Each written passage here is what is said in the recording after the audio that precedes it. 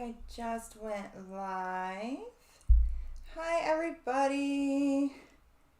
I know it has been a while since I've done anything over here on YouTube. There has been so many crazy things happening in my life that I had to kind of pull away from work to, navigate all of that. And, I'm happy to be back. I'm super excited for the launch of this course, which is one of the things we're going to chat about here tonight. Hi guys. So what we're going to do real quick, just a little rundown, is we're going to talk about the course. We're going to talk about the different modules of the course. We're going to go over the website of the course. I'm super happy to announce that I finally figured out the payment plan option. Let me make sure there's sound here. Oh, Kimberly, you can hear me. Okay, good.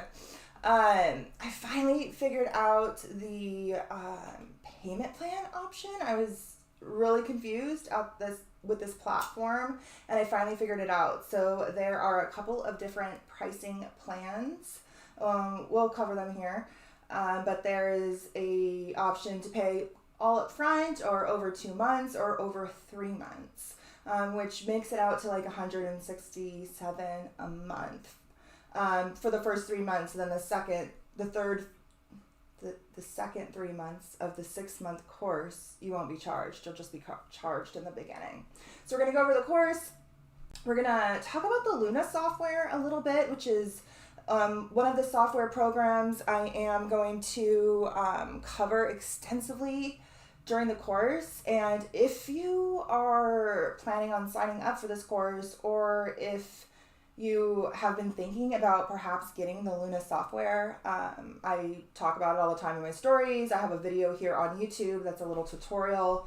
Now is the time to do it before the 1st of July because their prices are going up. So right now it's $5 a month or $36 a year, I believe. With my discount code, which is linked down below, it brings it down to like $4.50 a month for the first year, or I think it's like $32 a year. Starting on the 1st of July, it's going to go up to I think $7.99 a month, which is still really great.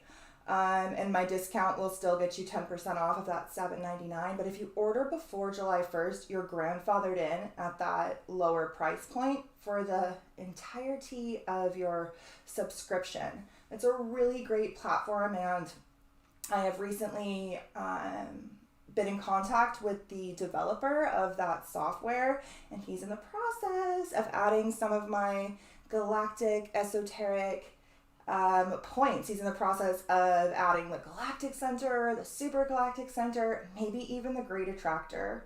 And if he can, I think they will be the only software that has it. None of my other softwares have it. And then a list of like 12 asteroids that I use the most, that you guys here are probably quite familiar with by this point.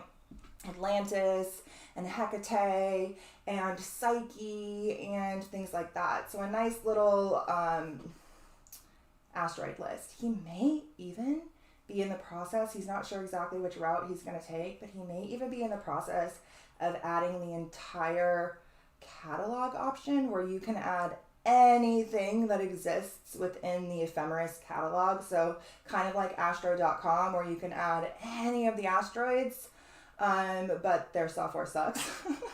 His software is amazing, and he's going to have that option depending on how difficult it is. And he's hoping to have this ready for my course launch, which the first class is on the 28th. So we're going to talk a little bit about Luna. We're going to talk a little bit about the course. I'm going to do a giveaway at the end. I'm going to give away some of these Cosmic Space Witch t-shirts that Eddie designed and made. I don't know if you can see here. My screen's kind of bad, so it looks like light pink, but this is like bright pink, like Cosmic Space Witch pink. And I have a bunch of those made, so I'm going to give away some t-shirts. I'm also going to give away a free session at the end. And I'm planning on like pulling a chart of somebody at the end and just like diving into a chart or two, depending on how long you're here, and also some cards. So go ahead and dive in. But before we do, you guys want to meet the new puppy. One of the horrible tragedies that happened to me over my time away from YouTube is that my best friend, my dog, she passed away. I knew it was coming, and I knew exactly what was wrong with her, and I told several vets that what I thought was wrong with her, and they all told me I was wrong. Well, then I turned out to be right, and she passed away on my dad's birthday. It was very, very sad. And then on Eddie's birthday, we got a new puppy. We can't not have a dog here. It's too quiet, and there was no way I was going to be able to get rid of any of her things. And you see these little fuzzy multi-poo dogs everywhere, and we have this like thing that we do where when we're driving down the street, and every time we see one of these dogs, we're like, oh, look, a squirt dog, because her name is Squirt. Oh, look, a squirt dog. Oh, look, a squirt dog. So like we see these dogs everywhere. I was like, everybody has a squirt dog but me. So we had to get a new one. So this is Alf. He's a boy. I think he's 8 weeks old. I don't know. I found him on Pet Finder, and the description said that he was rescued from a, quote, bad home, and that he was being taken care of by this guy's mom. And when I got there in Hollywood, I'm not sure I exactly believe everything this guy was telling me. So I don't know how old this guy is. I don't know where he came from. I don't know if this guy was even a rescue. I have no idea. But once I saw him, he looked exactly like Squirt did when she was a baby. I was like, I have to have you. And I think he was born right around the time that my dog passed away. So he's my new little buddy. He says, I'm sleeping, Mom. Can I go back to sleep? Okay. All right. He's got his little bed over here. And he's been terrorizing the cats. Oh, it's so funny because they terrorized Squirt. It's hilarious how the tables have turned. All right, so I'm going to go ahead and share my screen, and we are going to dive into some things here. Let's start. And if you guys have any questions about the course or anything coming up, write them in the chat. I'm here to answer all of your questions. This course doesn't technically exist yet. This 6-month course is going to be created along the next 6 months, over the next 6 months. So all of the videos are going to be live videos. I seem to work best in the live video format. So all of the videos are going to be live videos. They are going to be saved for ever, so you guys can come back and watch them whenever. But those of you who sign up live with me to do it over the next 6 months, you guys get this at a discounted rate. Once everything is compiled, all the PDFs, the giant ebook that we are going to make along the way, pretty much together, you guys are going to help me through our like class discussions, and like it's going to be really hands-on, which is how I learned. Like I am 100% self-taught. All of this weird shit I know, I just found all this information myself. I pieced all these things together myself by diving into books and subjects and then pondering them and then questioning that pondering and then finding more information and adding upon that, and then things developed along the way. And Kimberly knows. Kimberly has been one of my long-held and most supportive clients. She has been with me for years now. Kimberly, do you know how many years? I think 3 years at least, right? Or more. More. She's been with me since the beginning, and she's watched me discover all of this information and piece it all together. So I'm going to have you guys do this. We're going to be in live discussion groups. More than 3, definitely more than 3, yeah. Where you guys are going to be speaking this language of the stars for yourself, and it's going to be kind of like a bunch of philosophers sitting around and like pondering the cosmos and our place within it, and then expanding upon that. So like even the view of the sky and myself and my chart that I have right now, that, you know, this like Galactic Esoteric Astrology, whatever that even means, the view that I have is going to expand so much over the next 6 months. I just know it. I'm super excited for the format. And I'm super excited to do it live with you guys. So it does mean that the live sessions will be saved. So if you're not comfortable being on camera, that's fine. You can do just your audio. You can put a fake name or like an alias as your name on the kind of like Zoomish type platform that this course site offers. Or if you don't want to be there live at all, you can watch the replays later, but you'll still get the benefit of like being there as part of a discussion and like watching the back and forth between me and the clients who are there live. So, and I think it really opens up for questioning and for me to kind of explain things more and like really kind of break it down. All right, so you guys know we're going to go off on a bunch of tangents throughout this whole thing. Coconuts says, I watch the classes and on your Patreon. Oh, thank you so much for all the support, you guys. Like I literally could not do this without you, and this is like my dream. So thank you so much for supporting my dream, because, you know, I wouldn't be able to financially do this. I still would, of course, be studying astrology and diving into the mysteries, but I wouldn't have the motivation to, or the time, because I'd have to have some other form of income coming through to dive into it to the extent that I have been able to, especially the Patreon format where it's like scheduled every moon. This is where all of this came through. This all came through Patreon videos and Paige's heads on the thing. Hi, buddy. If you don't want to stay in here, I can take you out there with your daddy.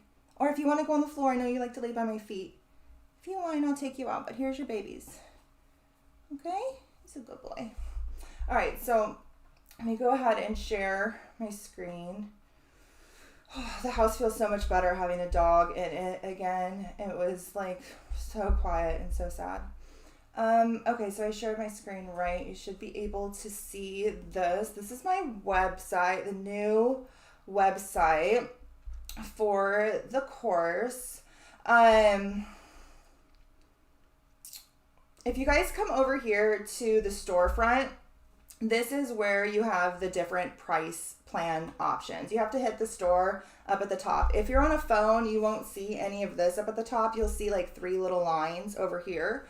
Click that, and then you can click the store from there. And this is where you'll find the 3 different price points. So you can pay all up front. It's $5.99 for a 6-month course, but we're gonna have 2 very extensive videos per month. So there's 12 total. You guys know me. They're gonna be multiple hour long. Who knows how long? I don't know how long until we do it. However long it takes for me to get the information out of this and into this is how long we will be there. I think that this is going to be pretty extensive, and it's still just an introductory course. We're covering the fundamentals, we're covering the basics from like the vastness of deep space to like the inner dynamics of astrology, from the polarities, you know, the feminine expression, the masculine expression, to the modalities, to the elements, the signs, the planets, the aspects, fixed stars, asteroids, black holes. We're covering a little bit of everything.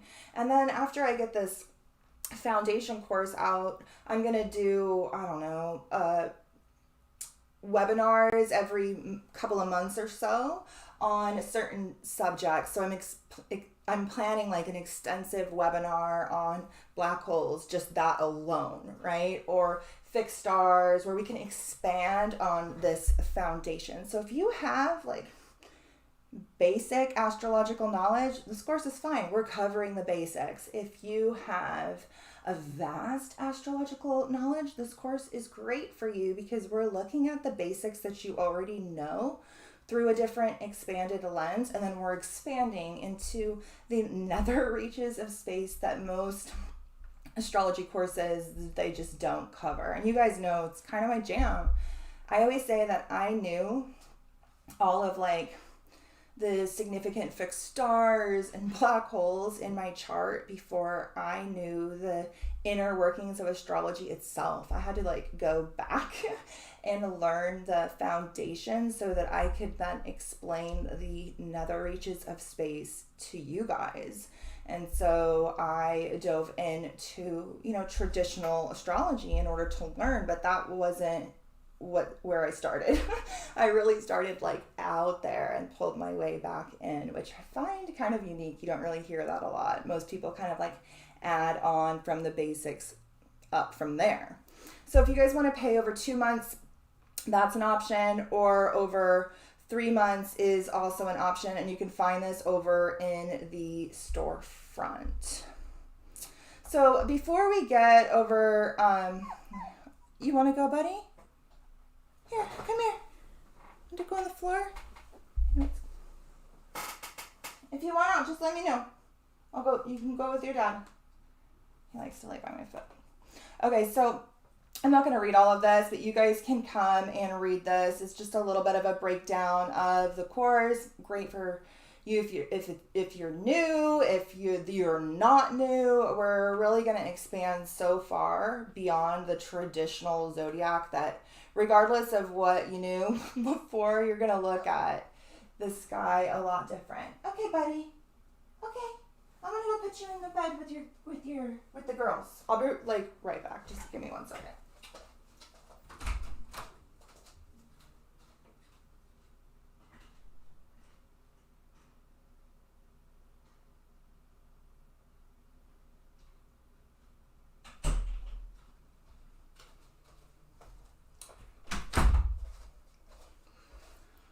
Okay, so you guys can come over here and read a little about the course. We're going to cover the modules, but I want to just kind of read this little part right here. So it's an introductory 6-month course. We're going to cover everything from the basics of traditional astrology to the most unknown parts of deep space through a deeply symbolic and esoteric lens. So like I said, like even if you already have a lens with which you view the sky, this is going to expand upon that.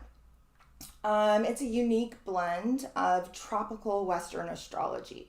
I'm a firm believer in the importance of the tropical system, and because of its connection to the solstice and the equinox points and just the seasons in general, which I really believe is how a lot of these signs attribute the energy that we assign to them. And then I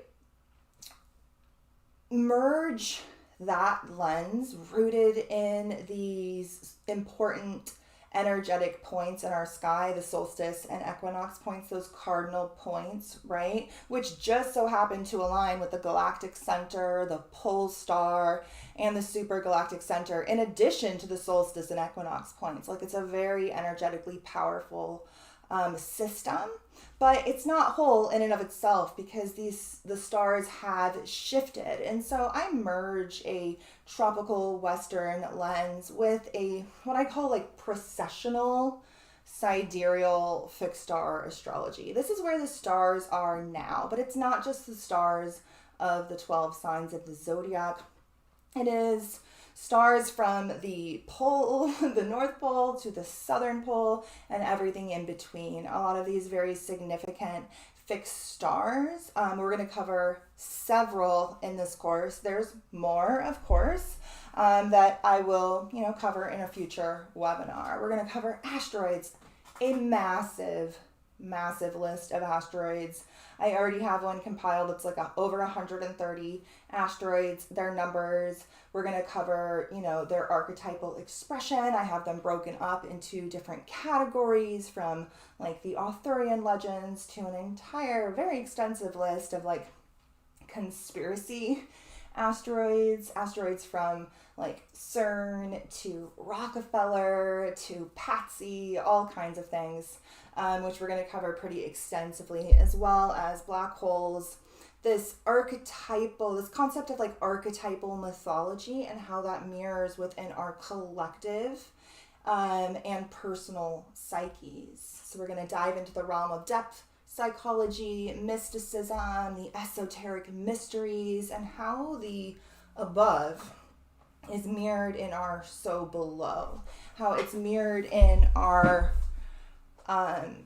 ourselves, our inner reality, our outer reality, our collective reality. And we're going to dive really deep into this esoteric concept of the axis mundi, this profound opposition in the sky of the galactic center and the pole star. This is actually something we're going to dive into in our first class. So you guys can come and read and learn a little bit more about this. There's also this like about section, which I most certainly am not going to read because that would be super embarrassing. But this is a little bit about me and my background and just kind of like how this course came to be. So you guys can come and read a little bit about this as well. So before we get into the course dates and what it is that we're gonna like cover in the 6 modules, I do want to kind of just point out the Luna, right? So if you look down below, you'll see my my affiliate link. You can either use my affiliate link that's linked down below, or you can use my code, which is just cosmic in all capital letters, to get this software. This software is phenomenal, you guys. I have so many softwares. I have literally so many different softwares. On this computer alone, I have this asteroid program. I have 3 different astrology softwares, plus another solar writer program. And then I have Astro Gold on my Mac, which, crap, total, awful. I hate Astro Gold so much. It's made by the same makers as Solar Fire, which at least has a lot of stuff. It is very freaking hard. Oh, sorry, that's one of my clients' charts. It's really hard to use Solar Fire. It is literally so freaking hard to use. I still have no idea how to use a lot of the functions that it has. It does so many things, but it's not very fluid. It's not very intuitive. This program here is so easy to use. It is so intuitive. I have an video here available on YouTube where I dove into this program. I pulled some of you guys' charts. I showed you how to put in your birth information, run a chart, even read a chart a little bit if you're interested in checking that out. But I highly recommend signing up before July 1st to get this cheaper price grandfathered in. Like I said, with my code, it's $450 a month for the first year, and I think only $32 a year. So that's down below. Definitely check this out. While we're here, you guys know I don't normally do this. I'm not like affiliated with a bunch of things. I personally reached out to this company when I found them because I was just blown away at the product after working with so many different softwares that are so difficult, that don't have extra point list. He's in the process of adding all those extra points I talked about, but they already have a very extensive extra point list. It's beautiful.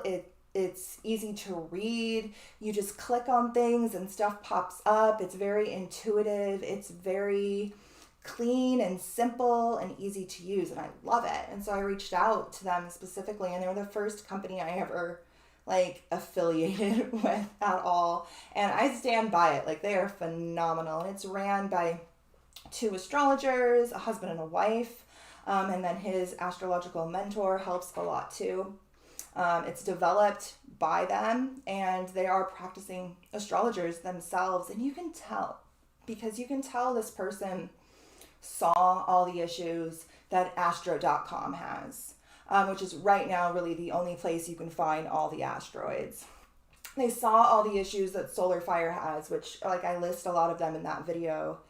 It's so hard, you guys. I cannot use it. I barely know what I'm doing. I hate it so much. And once they beef this up with those extra points, I'll probably be completely switching over to Luna. The only reason I still use solar fire is because I need those extra points that I've utilized in my practice. So you guys know I do not partner with a lot of things. And if you've followed me for a while, I know that Kimberly knows this. You probably know that I've been like trying to quit drinking coffee for like a really long time. And I've been failing miserably at it. I live literally across the street from a Starbucks. Like literally I could throw a rock and hit Starbucks. And it just taunts me. The sirens are just like singing their song and like pulling me to the depths of their abyss, and I'm spending $7 a day on freaking coffee that's giving me like mad anxiety.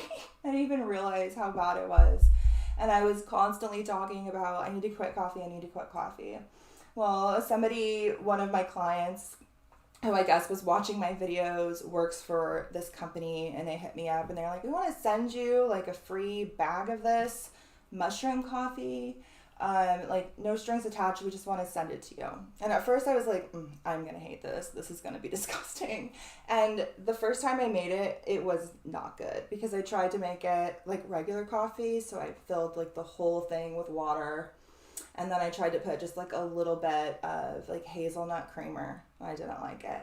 But the way I make it now, I'm going to make a video and show you guys how to do it. More like just a little bit of water, like an espresso, and then fill it with like coconut milk or whatever sort of milk. Then it's delicious. And so I've been drinking this for the past 2 months, which means I technically quit drinking coffee. This has a teensy bit of like organic coffee in it, but it's mostly mushrooms. It doesn't taste anything like mushrooms. It actually tastes like coffee. It's really good. But if you guys want to come and try out this company, I'm sure you see it. I see the ads all the time on Instagram, Rise Mushroom Coffee. I have a code for this too. It's Cosmic SW, like Cosmic Space Witch 15. And it'll get you 15% off if you guys want to come and try this. Now, okay, here is the trick. This is a subscription. So if you just come to their website and you click just the straight try here, you're going to get put into a subscription. So I did sign up for that because it saves me so much money, not going to Starbucks. But if you don't want to do a subscription, this is how you get out of the subscription. You go and you click these 3 little bars here. And then you go to the try now. And then right? Is this the one?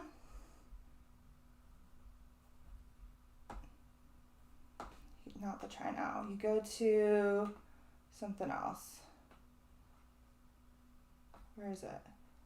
Oh, shop on demand. You click the shop on demand, and then you'll see all of their different products, and you're able to click this buy once button here.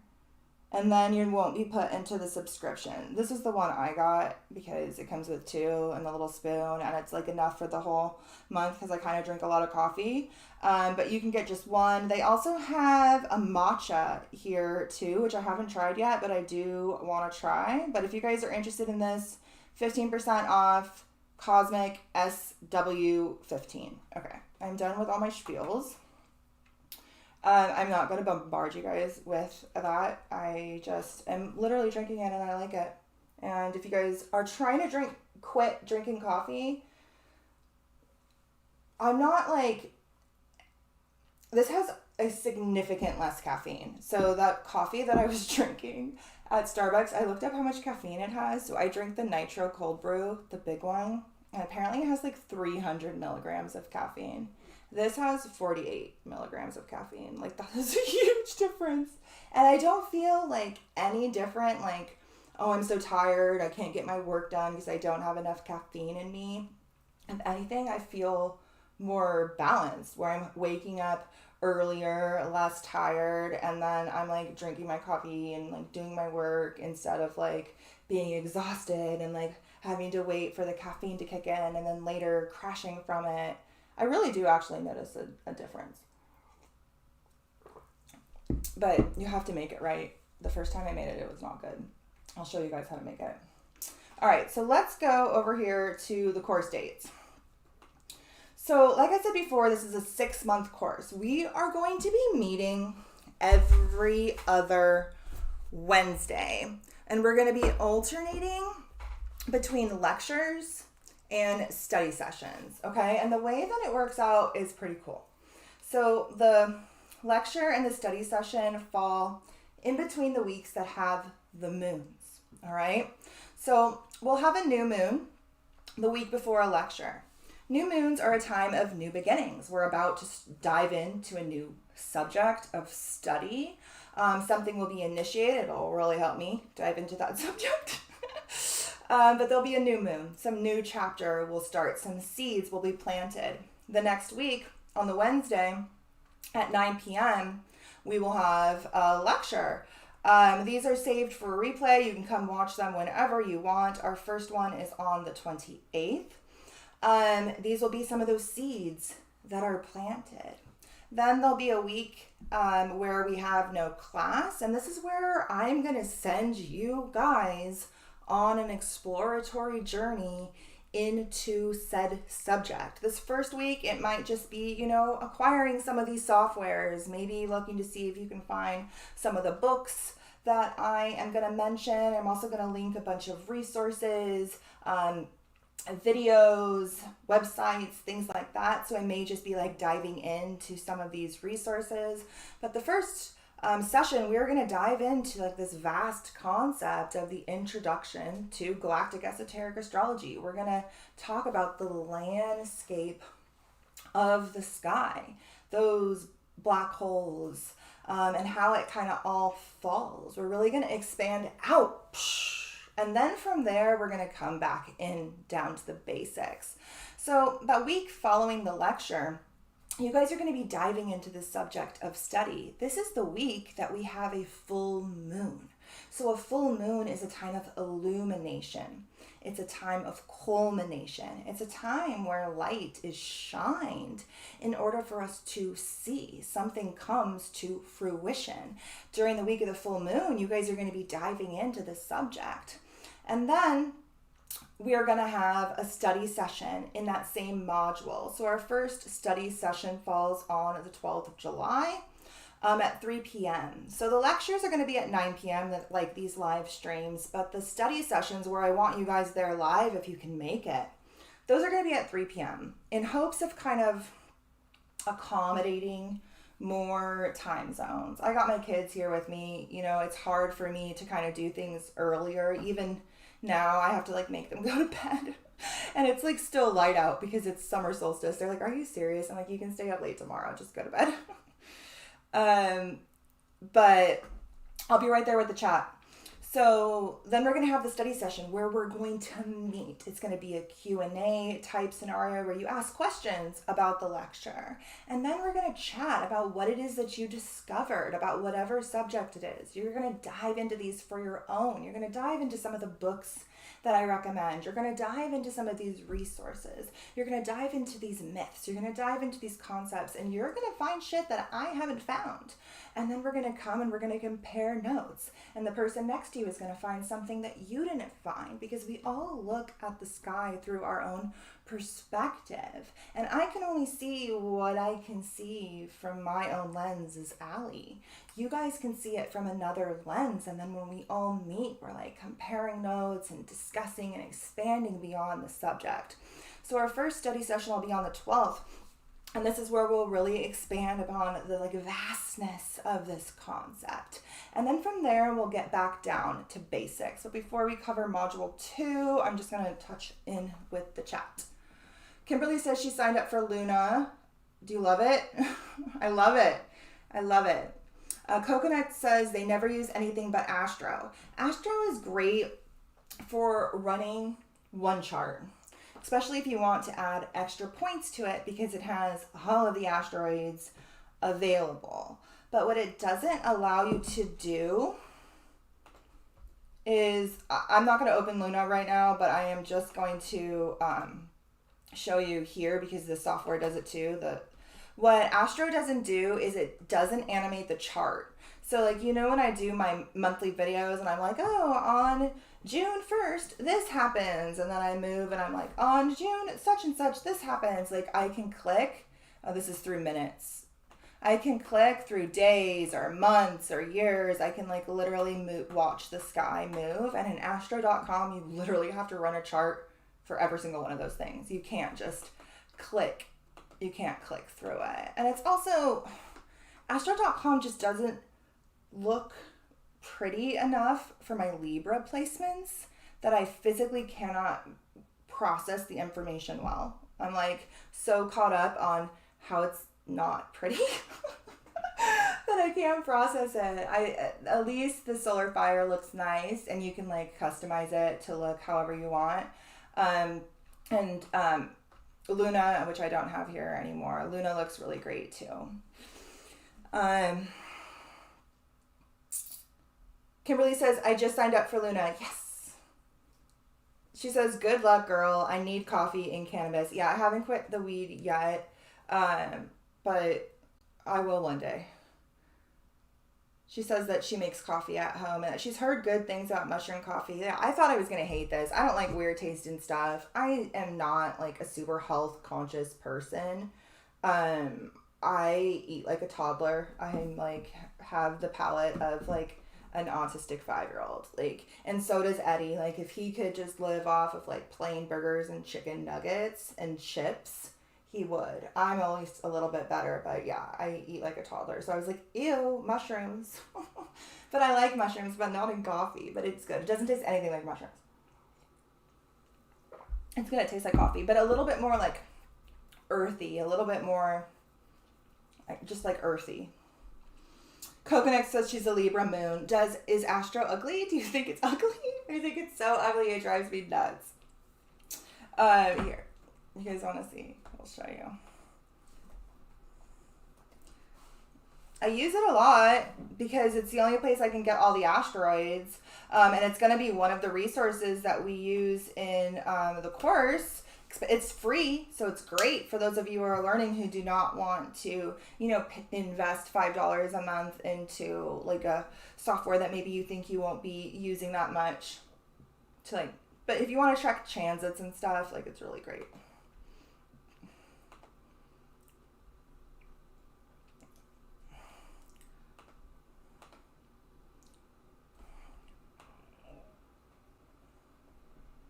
So you can go, what's so cool about Astro is that you can go here and you can add all these extra points, right? They have the whole asteroid list. This is the asteroid Epona, which I added one time. And now every time I open the freaking chart, it's here in every chart and I have to delete it.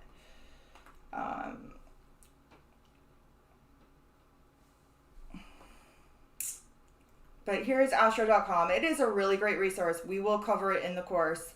It's really great for free charts, but I just don't like it. I don't like it. I don't like it. I don't like it. I don't like it. All right, let's go back to the modules. So module 2 kicks off like late July 26th. So, you know, after the study session, we're going to have another new moon. Then we're going to move into the module 2, where we're going to go back down to basics and we're going to discuss the energy that sits beyond the one, beyond this entire landscape of the sky. And it's how this landscape of the sky is broken down, right? First, it's broken down into polarity. These are the masculine and feminine expressions, right? Fire and air signs are considered masculine in their expression. They're of the yang polarity, and earth and water signs are of the feminine polarity. So we're going to break down exactly what that means. We're going to move beyond the one and we're going to explore the two polarities. We're going to explore the three modalities: cardinal, fixed, and mutable. And then we're going to explore the four elemental expressions: earth, air, fire, and water. Then I'm going to send you into another week of exploring these concepts for yourself throughout the week of the full moon. Things will be illuminated, things will come to light. And then we're going to have our study session on that subject. Now, I'm going to have notes and PDFs that I am compiling throughout this entire course. I also have a little group of people who have reached out to me who are going to be note takers for this course, for like the things I say that may not be written on the slide or in my PDF. And throughout this course, we're going to be compiling all these PDFs together into like an ebook that we're going to have at the end that will one day expand to be an actual book on Galactic Esoteric Astrology. So if you guys are here with me, like you're literally helping me to write my book. You're literally helping me to compile this all together. And also, those of you who have already ordered, you help me buy that dog, and you're going to help it get like all of its vaccines and all of its checkups and get fixed and all of those things. And I wouldn't have been able to do all of that right now. We're not like financially set in the least bit. The only reason he's even here is because you guys have invested in this course, and thank you. But our second study session on the 2, the 3, and the 4 will be in August, on August 9th, the week after the full moon. Okay? So module 3 is when we dive into the 12 and the 13, right? So we're going to explore the 12 signs, the 12 houses, and the esoteric prime number 13 that ends up returning us to the 1. So if you're familiar with my work, this is a concept maybe you may already be familiar with. This idea of a 13th sign, which is something that a lot of people refer to the constellation of Ophiuchus as, the serpent tamer, the serpent bearer who stands in the area of the zodiac that is mostly Sagittarius, with his foot on the galactic center, working to tame the serpent and activate the axis mundi, the opposition between the galactic center and the pole star, which ultimately returns us to the one that is within all of us and everywhere all at once. And it is this esoteric prime 13th sign that does this. The number 13 is a prime number. It can only be divided by itself and 1, because it itself is a mirror of the 1 and is there to return us to the 1. And so we're going to talk about, this 12 sign zodiac, but how there is this like secret esoteric sign that doesn't necessarily fit in the 12 sign system and is not meant to, because it itself represents what this entire zodiac is trying to get us to do, which is to balance and integrate our two polarities. And it is really done here. It is really done in the area of the chart that both Gemini and Sagittarius govern this axis that is activated, that ultimately returns us back to the 1. And it allows us to activate that galactic center, which sits at his foot. It allows us to activate galactic consciousness that sits beyond these two polarities, sits beyond the lunar-solar dichotomy, and it sits beyond this like conscious, subconscious reality, right? It sits beyond duality, and it starts to connect us more so to that divine singularity, which allows us to like hold our anchor and find our northern star and hold on to that essence of centeredness while we still travel this world of duality that we all live within. So this is something we're going to really dive into deep in module 3. The lecture will be on August 23rd, and the study session will be on September 9th. And again, it'll be new moon, lecture, full moon, study session. Okay? I really thought this through a lot as to how I wanted to map this all out. Also, all of the lectures and the study sessions are on Wednesdays. I specifically picked Wednesdays for multiple reasons. One, Wednesday is governed by Mercury. Mercury is the planet of learning. It's the planet of information. It's the planet of communication. And Mercury is my chart ruler. So it is the planet that most strongly governs like my personality. Surprise. And so they always say that you should schedule things on the day of the week that is ruled by your chart ruler. And so the way you find your chart ruler is to see what planet governs your first house. So my first house is Virgo, and the ruling planet of Virgo is Mercury. So therefore my chart ruler, my horoscope ruler, the ruler of the hour I was born, is Mercury. And so they say that the best time to schedule things to do is on whatever day Mercury governs, which just so happens to be Wednesday. So you can really quick look up and see the ruling planet for the for your first house. If you know it, you can write it in the chat. If you're a Libra rising, it'll be Venus. If you're a Pisces rising, it would technically be Jupiter, but also Neptune, and so forth. So third study session. So module 4 is when we get into the archetypal players. These are the planets, the minor planets like Eris. We're going to cover a couple minor planets, but not too many. The asteroids, an extensive list of asteroids. And then we're going to cover the basics of their cosmic dance. This is the sacred geometry, the angles that these points make with each other, the aspects. So we're going to talk about trines, we're going to talk about squares, we're going to talk about sextiles, and so forth. We're going to talk about some aspect patterns, not all of them, but some of the more traditional ones. I'll do a webinar in the future on aspects all alone. Then I'm going to send you into a week of exploration into your own chart. A lot of these you're going to be diving into your own chart, seeing what you discover, right?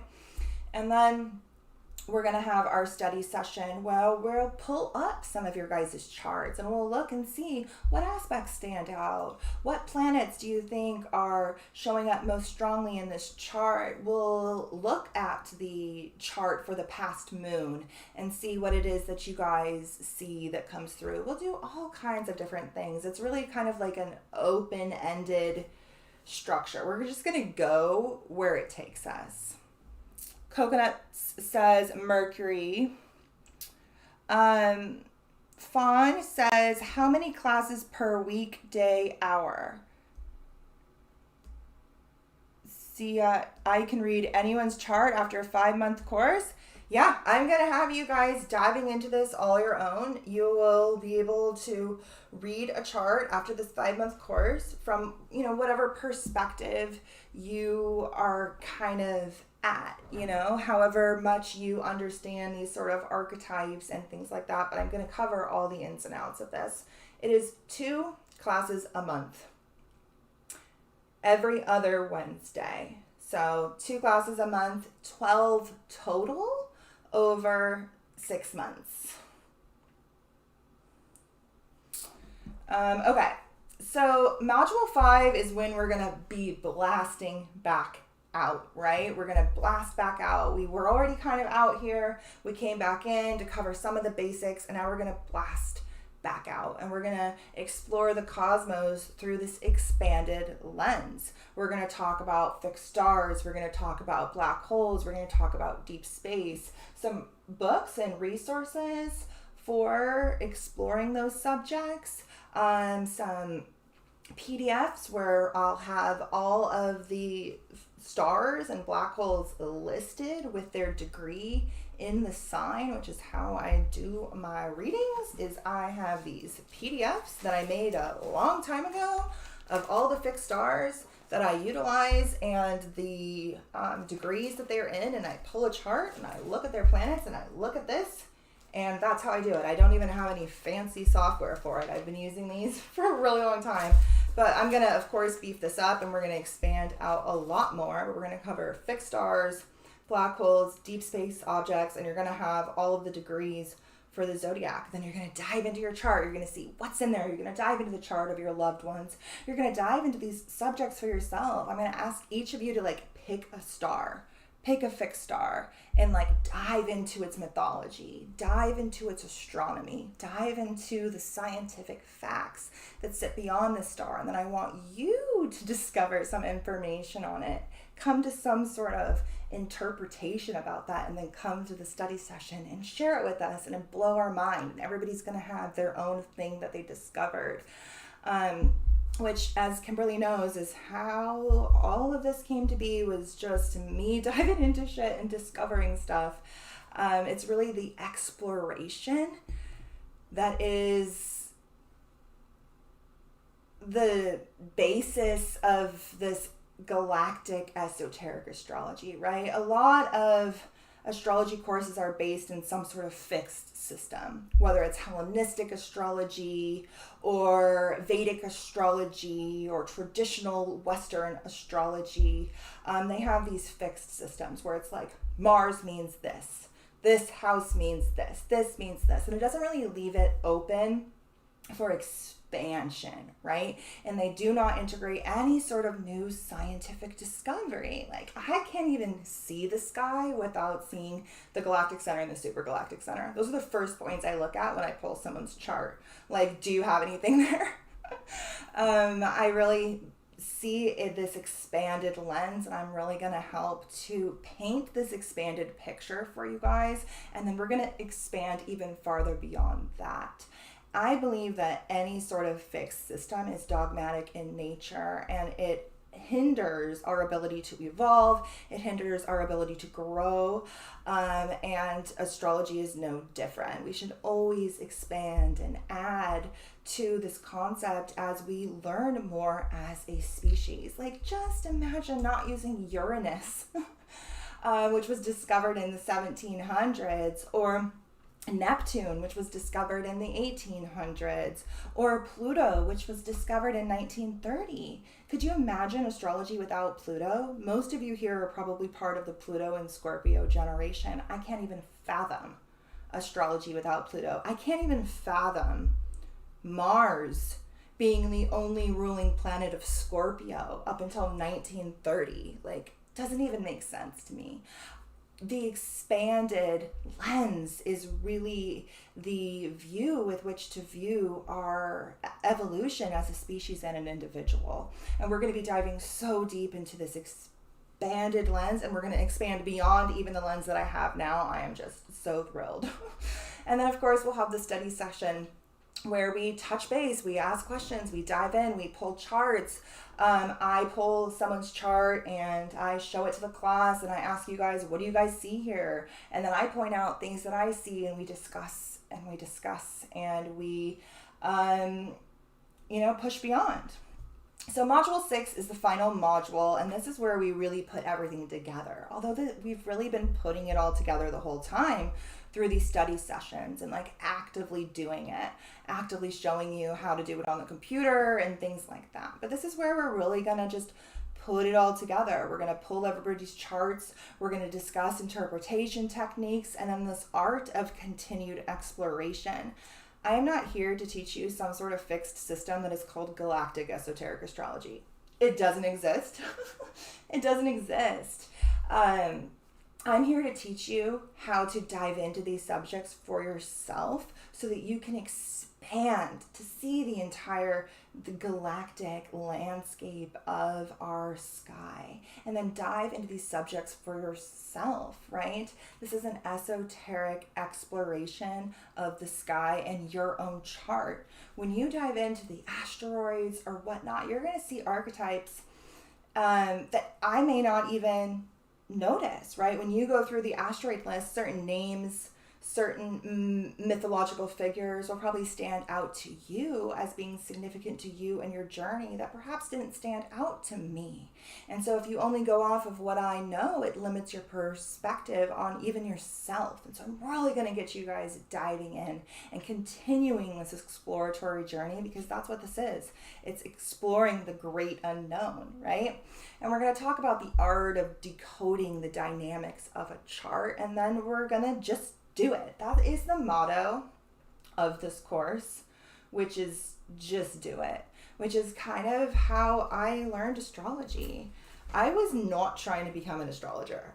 I really liked astrology, and I was finding lots of weird, crazy shit, and I was messaging my friend about it all the time. And she was not very into astrology, and she probably wanted me to just kind of shut up. And she was like, listen, you need to tell the internet. So we're going to like start a sort of spiritual collective, and I'll make videos about Kundalini yoga, and you can make videos about astrology. And I was like, I don't know enough about astrology. And she was like, but you do. You just need to start talking. And in my first ever video, it was a Virgo moon video, and I'm sure she just wanted me to talk about like Virgo and its sort of energy around, you know, duty and responsibility and organization and all of these like normal things. And I spent much of the video with a globe explaining the precession of the equinoxes in a 26,000 year cycle, and how the star Regulus just moved into the constellation of Virgo in 2012, and how this means like all of these different things. And she was like, oh my God, what did I get myself into? And we did our thing for a while, and we ultimately went our separate ways. And that's when I really started diving into astrology. But in the beginning, I was so afraid of making a mistake that all the videos I would do, I would spend hours and hours and hours and hours and hours and hours prepping for it and writing full-blown scripts that I would then like read back to the camera. And it was so forced. The information was on point though. But it was so forced and unnatural. And it was once I really started doing the live format, which we first started a podcast, and we were like interviewing other spiritual folk. And I got more comfortable speaking on camera in like a conversation, you know? And then I started doing the live videos for Patreon, and I was so nervous in the beginning. Oh my God, I was so scared, you guys. Oh my God. I still get like a lot of anxiety before the videos, but I'm way better now. But the live videos really gave me the ability to like loosen up and talk. And it's through these sort of like live videos, this diving into the information and then like regurgitating it to you guys, that all of this developed. So the motto is just do it. Because if I didn't just do it, I would have obsessed on it forever, thinking I was never ready, it needs to be perfect, I need to go get certified, I need to do all this stuff. And it's just not true. I have since communicated with so many professional master astrologers who are now my colleagues, and I quickly realized that I know a lot, you know? I always felt inferior or had this sort of like inferiority complex around like how much I knew or whatever. It's my Chiron in Gemini in the 10th house. But I quickly realized that like I know a lot of stuff and I need to just do it. And now I have so many professional relationships with astrologers that I looked up to for years. And I felt like I was never ready, right? Because I'm like, oh, I've only been really practicing astrology since 2018, but it just snowballed. And many of you watched it happen. Kimberly for sure, like she watched it all snowball. Will we cover Eros and the regal stars? We will definitely cover Eros as one of the asteroids, and I think you mean the royal stars, the 4 royal fixed stars, Regulus, Antares, Aldebaran, and Fomalhaut. We will definitely be covering those 1,000,000%, absolutely. Kimberly says the globe was epic. Oh my God. Do you remember that other time I had the globe, Kimberly? And I was like trying to explain. This one is on YouTube. You guys can watch this video. I was trying to explain the equinox and how at the spring equinox, the sun crosses not only the equatorial line, the equinox line, but it also crosses the equator and all of these different things. And I was like cracking the code of the globe, and then I dropped it and it flew across the room.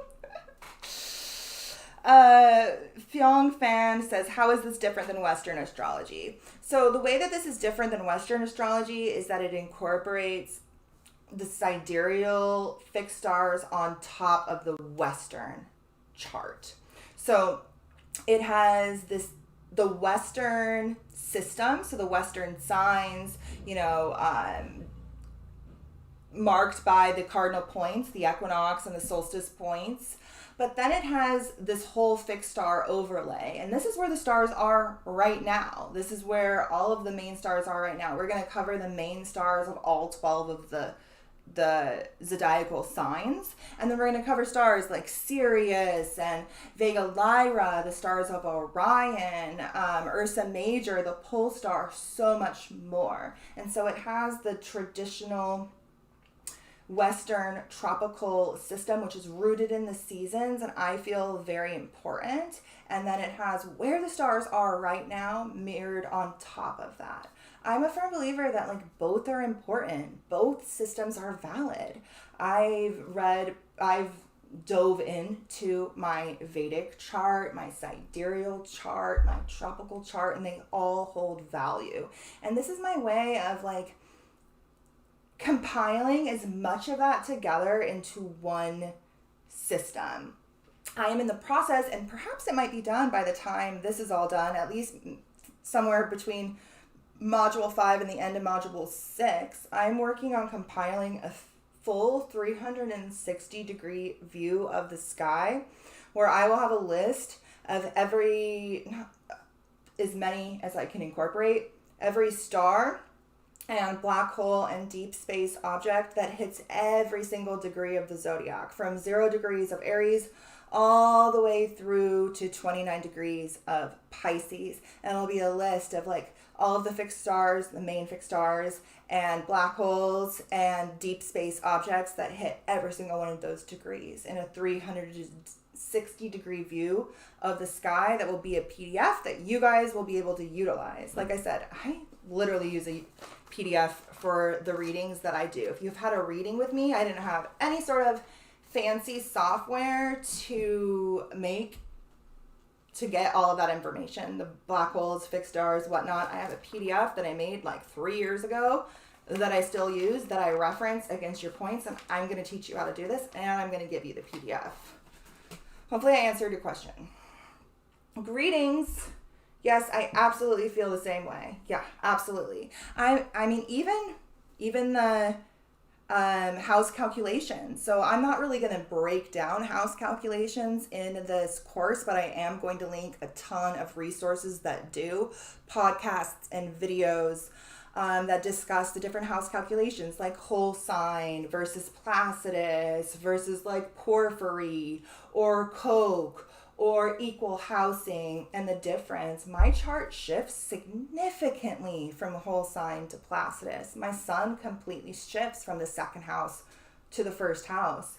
If I pick one of those as being right and true, I pigeonhole myself into some sort of identity I deem as true.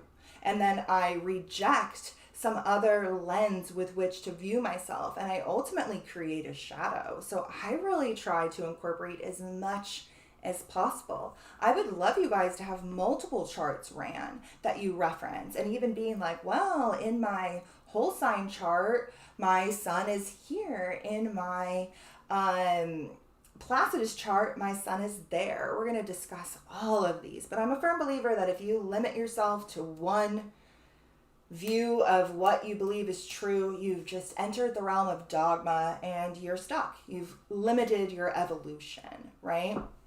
All right, so does anybody have any other questions about the course? I'm going to pull some cards, and then I'm going to pull a chart, and we'll dive into someone's chart here. I just have a list of all the things I wanted to talk about. Let me just make sure that I did talk about all of these. Oh, and we're going to do a giveaway at the end there too. Okay. Is this for all level astrologers or only advanced astrologers, please? Whole sign is the same as Hellenistic? I do not know about that. Mello, I don't think whole sign is the same as Hellenistic. Whole sign is where the degree of your rising of your first house is 0 degrees of the sign that your ascendant falls in. So, for example, my ascendant is like 7 degrees of Virgo. So in whole sign, my line that starts the first house of the self would be 0 degrees of Virgo. And then my ascendant is a point in the chart that falls somewhere in that first house, right at 7 degrees. Placidus starts the first house at 7 degrees and then counts from there. So you'll have intercepted houses where like one house will be governed by like 2 or even 3 signs. But I don't know if that's the same as Hellenistic. I am not well versed in Hellenistic astrology. She says, is this for all level astrologers or only advanced astrologers? This is for all level astrologers. I am going to break down all the way to the basics. I'm going to give you all of the notes. You're going to have access to every single resource and book that I utilize in my practice. I am going to just tell you all of the stuff that I use. And I am completely self-taught. And this is one of the reasons why I really wanted to have the payment plan option, is because the reason why I'm self-taught is because I was always broke as hell and I could never afford a course. I wouldn't be able to afford this course. Not gonna lie, even now I would not be able to afford this course. I'd be able to afford the payment plan, but not all of it up front. And I'm grateful that I was always broke because I wanted to learn all this stuff, but I had to literally teach it myself. And I had to discover it all for myself. And so it made me kind of dive into it. So I learned this all from a beginner's mindset. And so I'm going to teach it to you from that same mindset. And I'm going to get you guys doing all of the things that I was doing that got me to kind of just speak the language of the stars. Once you speak this language, once you understand what all 12 of the houses mean, the key words for it. Once you understand these like key archetypal expressions of the 12 signs and the planets, and these extra points are, extra. But once you understand those archetypal expressions, the sky just speaks to you, man. And then you just start seeing the world through this astrological lens and talking the astrological language, and everything just starts to fall into place. And so this is perfect for beginners, and it's really great it's actually probably better for beginners because it's easy to learn something from scratch than to completely change your view of something. And so if you have like a really fixed already somewhat dogmatic view of astrology, it might be hard to incorporate some of these vaster ideas. We're even going to look at a lot of these signs a lot differently. I have explored them from so many different angles over on Patreon, and I'm going to try my best to compile that information over here. But it is great for those that are new. It's probably even more ideal for those that are new, but those who have been long time students of the stars, this is just going to blast your practice out into a whole nother dimension. Well, you will never be able to look at the zodiac again the same way. Mello says, I just got here. Did you say you were offering payment plans? I am, Mello. Let me show you here. So I finally figured it out. It took me a while. I thought that we could only do one or the other, but then I figured out how to add multiple offers. I had to do a whole bunch of Googling and reading, but I figured it out. So we have 3 different options here. We have $4.99 all up front, 2 monthly payments of $249, or 3 monthly payments of $167. And yeah, you'll have access to everything everybody else will have because it's being made along the way. But yes, I finally figured out the payment plan option. I'm super excited. All right, let's pull some cards really quick. Let me go over here. If you guys have any other questions, shoot them down below and I'll answer them later. And then we're going to give away some of these shirts later. Eddie made this. He completely drew this whole thing.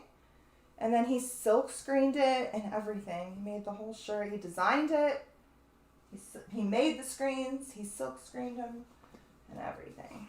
All right, so we're going to pull from some of these cards these decks that I always use. Normally I pull beforehand, but I didn't. So we'll shuffle here. And then we'll dive into the chart, and then we'll do a giveaway. I'm going to give away a reading. I'm going to give away some shirts.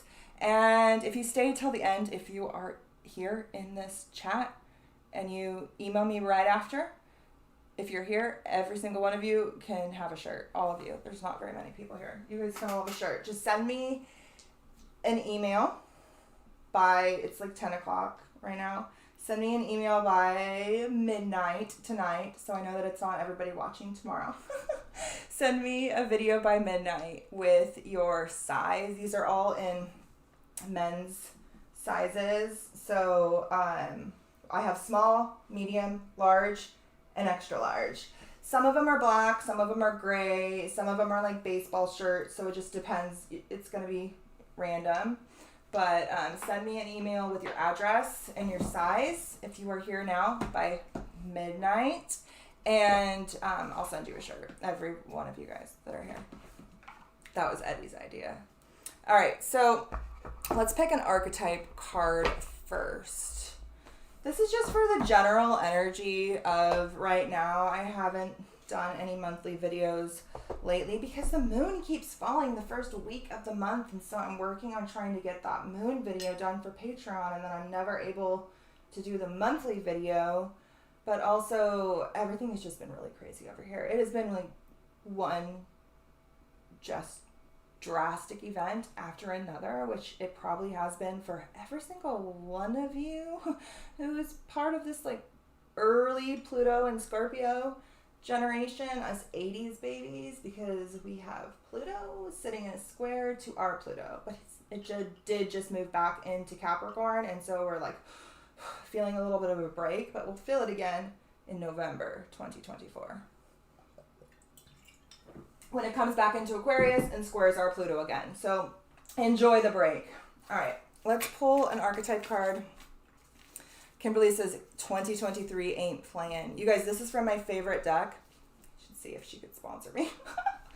This is the Kim Kranz deck. If you guys don't follow her online, follow her. She's phenomenal. This is the Archetypes Guidebook. Her stuff is fabulous.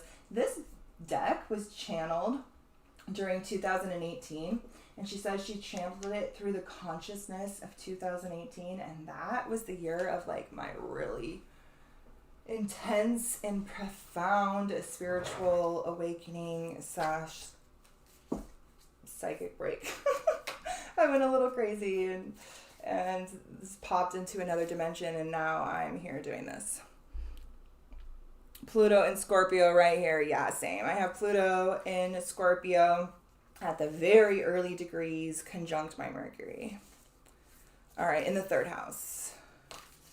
All right, so let's pull a card for the current archetypal energy. Ooh, the shadow. All right, so this is where we're at, and how can we move through that?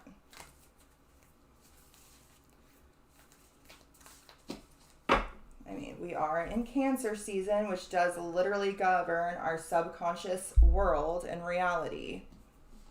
The comic. Oh, this is such a perfect way to work through this. Oh my gosh, I love this. All right.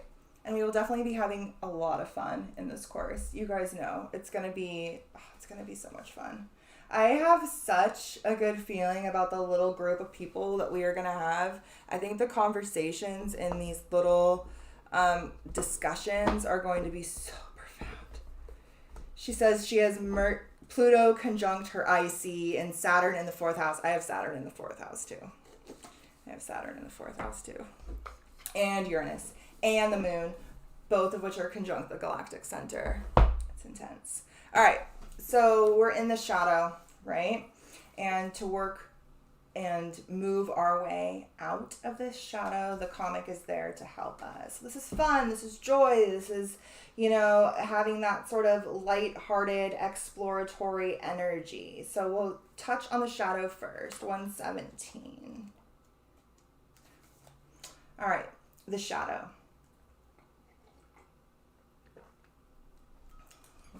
Kimberly says her Pluto is in Libra in the 8th house in Placidus. What degree? So if it's at late degrees, Libra, I shouldn't have your chart memorized by now, Kimberly. I have a lot of it memorized, to be fair, but I don't know what degree your Pluto is at.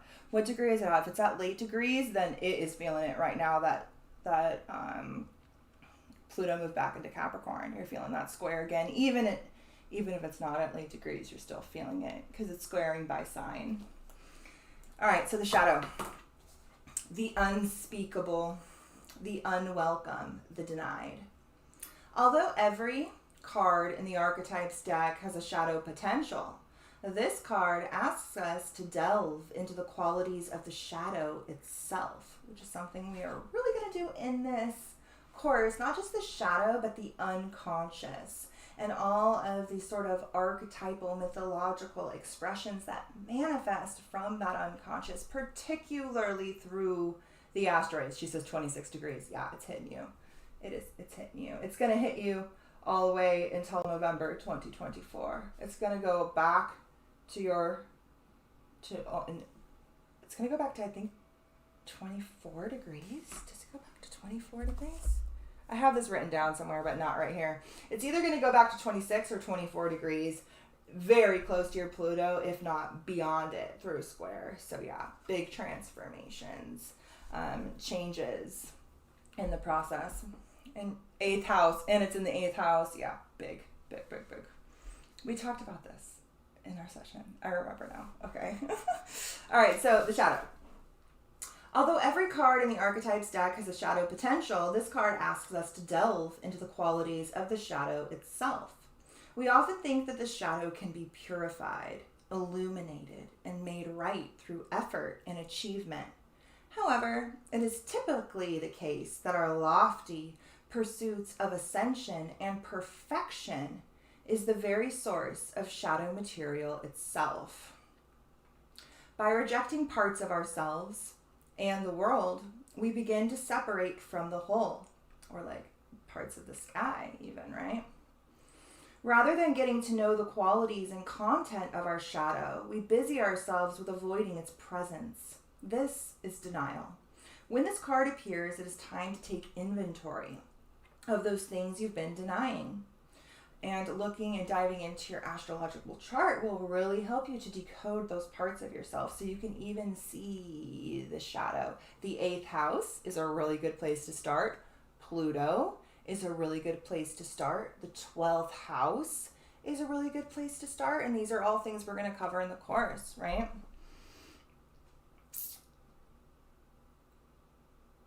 Where was I?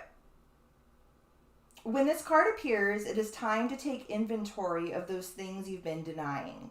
When the mind responds with no, anything but that, you are touching shadow. Find support for this deep inner work and move towards the shadow with patience and compassion.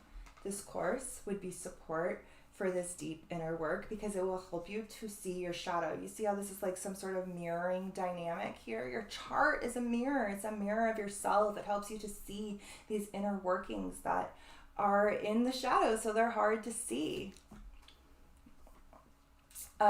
Imani says, oh my God, I just literally met and connected with my shadow just yesterday. This is legit. That's cool. All right, so this shadow, it says here, contemplate the following scientific observation. The closer an object, a person, place, or community is to the light, the longer the shadow it casts. In the shadow of the gods are the very gods themselves. Reflect on this statement by James Hillman in A Blue Fire. What do you despise about yourself? By answering, you move towards the shadow. When this archetype is evolved, It is revealing unconscious aspects of the self and the world. That is like a really great summary for the course. Revealing unconscious aspects of the self and the world. The asteroids alone show us so much about these unconscious archetypal forces that manifest within our collective psyche. That is just literally a great summary for the course. Revealing conscious aspects of yourself and the world through diving into your chart, right? Now, when this archetype is manifesting from its lower expression, it represents denying unconscious aspects of the self and the world. And it says if you want to go deeper into this archetype, you can read Owning Your Shadow by R. Johnson. Okay? So this is where we're at, and this is what's going to get us through it. This course is definitely going to be hilarious. You guys know me. Laughter is my defense mechanism. All right, so the comic.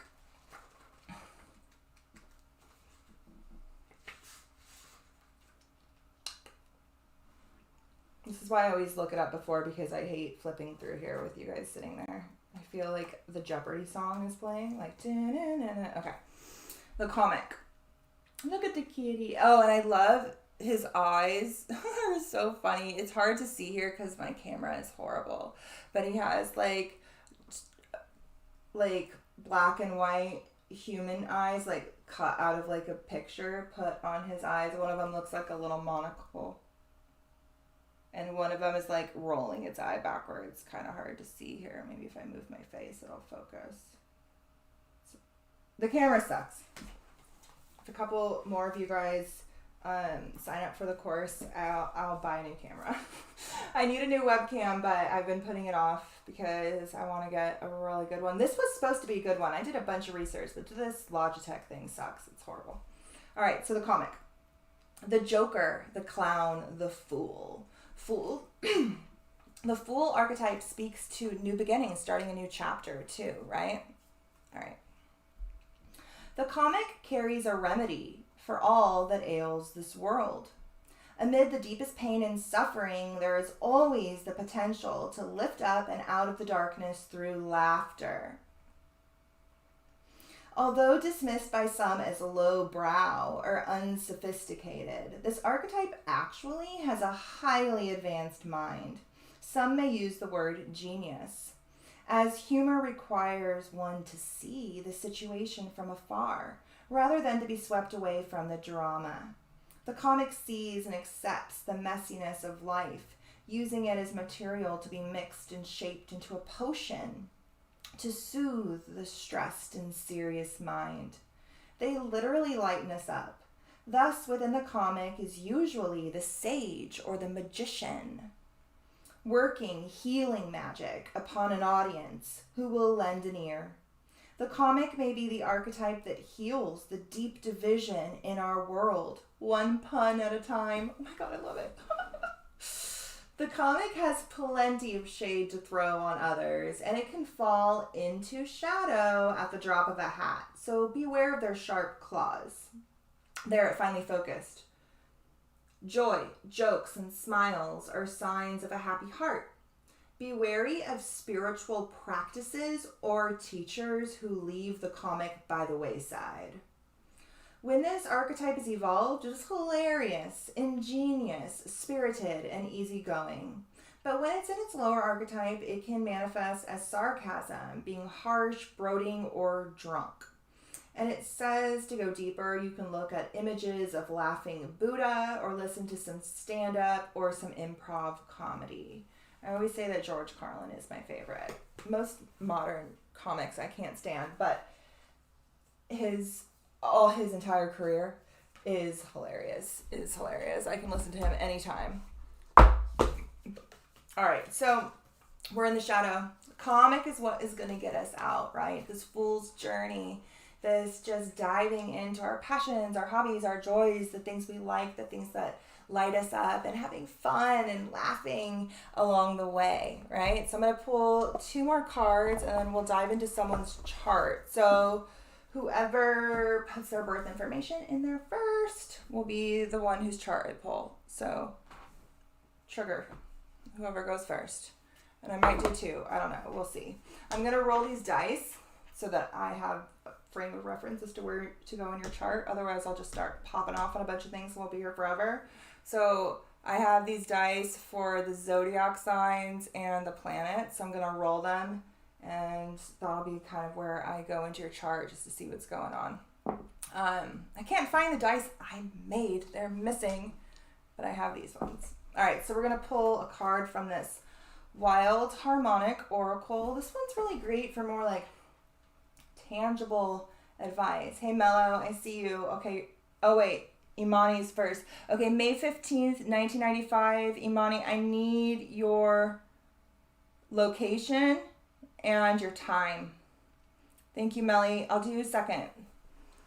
Okay, so what was I saying? Okay, this deck is really great for practical advice and like questions to kind of ask yourself. So I always use this in tandem with the archetypes. I'm like, okay, so this is where we're at. This is where we need to go to get out of here, right? This is what's going to get us out of here. And how can we best do this? The card I pull from here will help us with that. So this deck is really cool. It is broken up into all of the different elements. So it has earth, air, fire, water. Then it has the celestial realm, the spiritual realm, the dimensional realm, and the shadow realm. And each card is a mixture of 2 of those realms. So I'll go ahead and pull one from here. Then we'll dive into your guys' charts.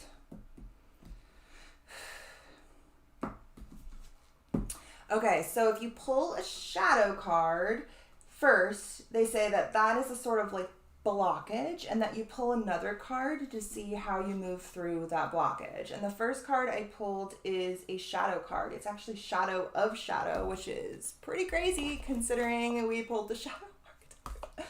But it says Shadow of Shadow, self-destruction. So this is what we're trying to work through, right? So the next card I pull will be how we work through that. Shadow of Shadow, of course. These are the only cards I use. I use them in every single one of my client sessions, all my videos. I don't use normal tarot anymore. I don't like it. Okay. Another shadow card, Dimension of Shadow. So we've got the Shadow of Shadow and the Dimension of Shadow, perfect circle. So we're working through both of these right now. I mean, all of us either just came out, if you're here in this live, I'm willing to bet you're either part of the Pluto and Scorpio generation or the Pluto in Libra generation. Regardless of which one you are, we're either just coming off of a Pluto square or heading back into a Pluto square, or we've got some more coming right around the corner. We are heading deep into the shadow, right? So these are some of the blockages that we find here in the shadow that this comic archetype is going to help us to work through. And whatever I pull out of here, let's just hope it's not another shadow card. I love this deck. It's good. Even the shadow cards. Dimension of Dimension, the deeper self. I love this one. This is my favorite one to pull for my clients. It's such a good card. Oh my God, especially for this whole narrative that we're laying out here. All right, so let's dive into these shadow cards first. I just picked this deck up at like Barnes & Noble one day, and it is phenomenal. I love it. Okay, guidebook, shadow cards.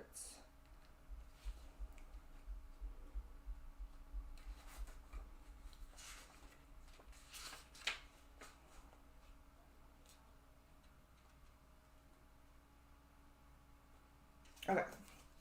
Shadow of Shadow, self-destruction. As the denial meets itself, the struggle threatens to tear itself apart, turning on oneself and aiming to sabotage our best interests. This card indicates patterns that have turned toxic, which are woven into us from traumatic life initiations that remain unresolved. Astrology can really help you see those things. While there is much that may need to be done to bring light to these patterns, compassionate self-honesty and naming them is always the first and most essential step. This darkest of shadows has a way of creeping upon me, working its way into my life in ways that aim to bring about my downfall. Often, when I see this, I am irrationally conditioned to defend it. Everything has an immune system, even shadows. Becoming one who can sit in the shadow and still bring light, even if just a spark, is a means of remedy, inquiry. How am I causing myself needless suffering and or failure? Okay, so this is one way that shadow is manifesting. I think my cat's at the door. And this is another way. Shadow of dimension of shadow, perfect circle. As the dimensional expanse falls into denial, the need to defend oneself keeps light out. The power of logic used to deny that which it cannot perceive, and the ability of circular thinking to generate a powerful impulse to believe. This card warns of the mind's ability to generate ideas that prove each other, thereby generating an intense sense of certainty and fooling, even trapping oneself into their self-reflective misery of justification. Ideas certainly have their way with me, and while I like to think I have a clear mind, it is often apparent that I have decided something is fact based purely on others' ideas that say it is so. When these ideas get together, they have a way of taking me over and compelling me into disintegrating behavior, inquiry. How is the logic and, quote, how things are getting in the way of my creation?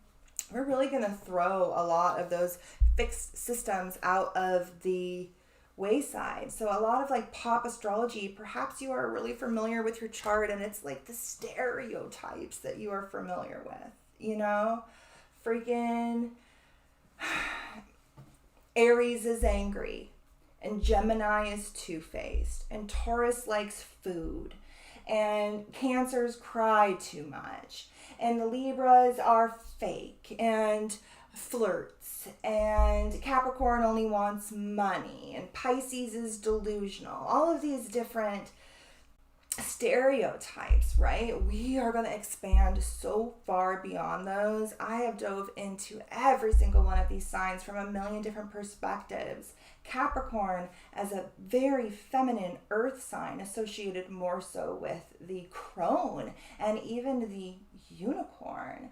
Capricorn, I'm not sure if you guys know this, but Capricorn is one of the signs that has an archetypal evolution to it, like Scorpio, which people will be like, Scorpio is vindictive. It's like, okay, maybe in the scorpionic expression, but Scorpio is meant to transform into the eagle and then into the phoenix, where it has this deep connection to the mysteries of existence. And Capricorn has a similar energy to it.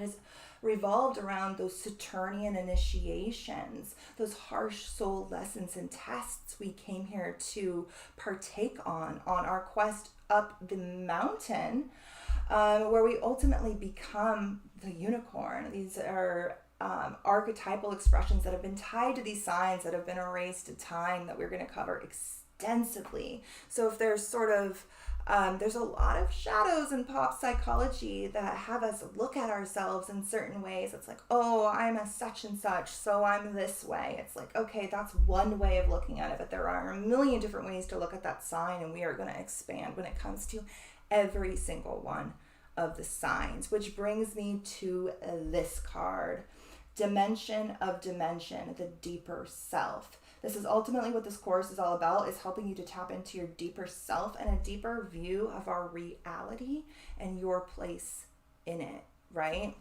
Helping you to find that essence of singularity and source within yourself, as opposed to some sort of outside source, right? These planets are not outside forces doing things to you or manifesting things in our reality. They are all parts of the inner workings of you and our reality, and your personal natal chart is your lens with which you view it. And so the more you understand your chart, the more you can understand this deeper self. Kimberly says the stereotypes also keep us stuck. So many folks use stereotypes to justify toxic behavior. Exactly.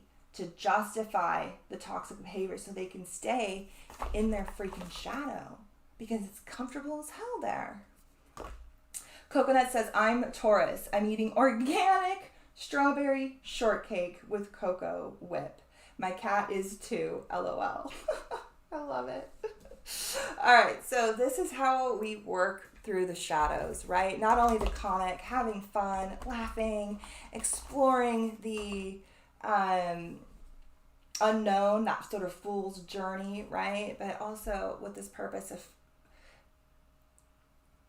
aligning with our higher self and seeing ourselves from a deeper perspective, right? Remember this card, the description said the comic is probably the only one who can rectify the divide of our time, right?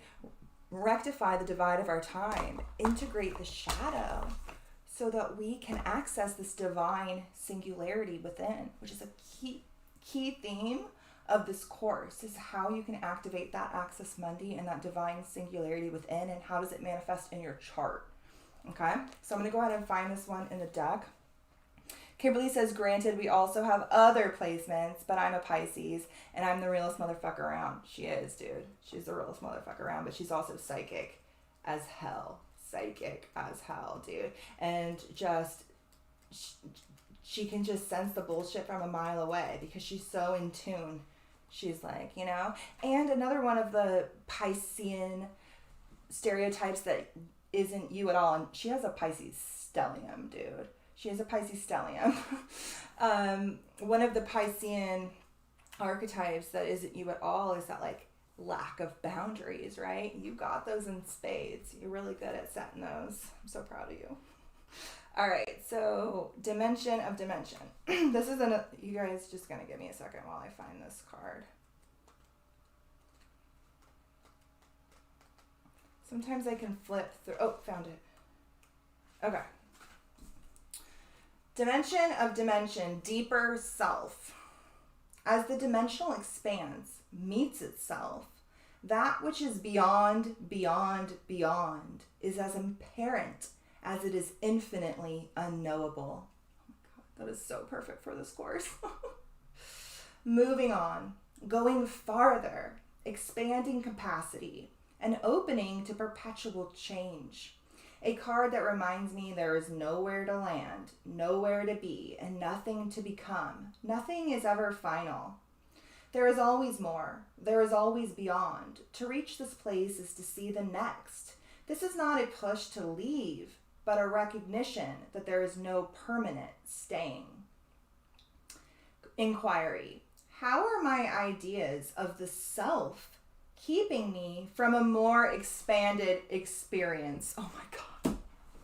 These freaking cards, you guys, they freak me out. I'm not gonna lie. Like, they're freakishly, the two of them together, and they're both round. They're made by completely different people, but they're both round, and the way that these complement each other blows my mind. Time and time and time again. It's crazy. Oh my gosh. Okay, so we're gonna pull one more from Spiritual as Fuck. 99 inspirational cards for people who fucking need some inspiration. It's super blunt and straight to the point cards. And we're going to pull one more and then we'll call it a day with these cards and we'll move on to some charts. Kimberly says these cards are legit. Kimberly, post a link in here or do it in the comment section down below if you can. A link to your new YouTube channel. Kimberly just launched a new YouTube channel where she does card readings and her shit is on point, dude. It is on point. So make sure you follow her, or Kimberly, just type the name of your channel if that's easier, or I don't know if you can post a link in the chat that makes it so people can click it. I don't know if that works, but try that. If not, just write the name of your channel, and you guys please go follow her. Please go follow her. Okay. People who fucking need some inspiration. Okay. Let's get some inspiration. Yeah, I know, it's perfect. These cards are just insane. Every one of my clients, it just blows my mind. and they've blown my mind for years, and they never stop blowing my mind. But then when I pull for like just myself, I'm like, what? What are you saying? It doesn't make any sense. Oh my god. Okay. 99 inspirational cards.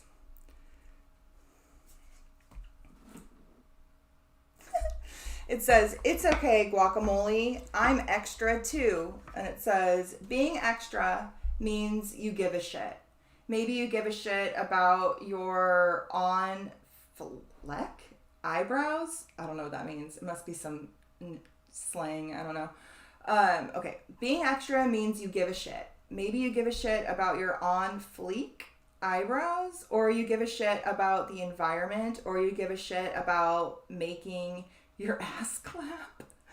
Be extra today. Yep, it's a thing. Well, I give a shit about astrology, and I give a shit about this weird, esoteric, galactic, otherworldly parts of space, and I'm going to be hella extra about it and very intense, because this is literally what I am the most passionate about, and I'm going to pour myself into this course, and I would love it if you guys joined me. All right, done with the cards. Let's go ahead and pull a chart. Okay, Kimberly says on fleek. Fleek. Ha ha ha, yes, fleek. Okay, what does it mean? Does it mean on point? Is that new slang or is that old slang? I don't know either, so I wouldn't be surprised if it was either. I'm not cool. I don't know these things. Especially all this like new Gen Z stuff. I have no idea what's going on.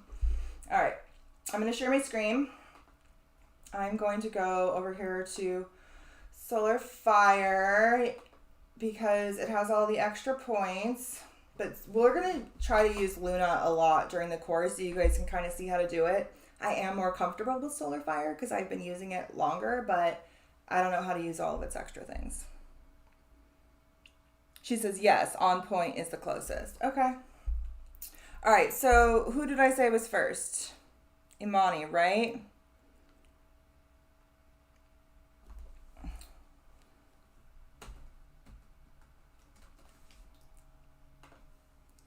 May 15th, 1995.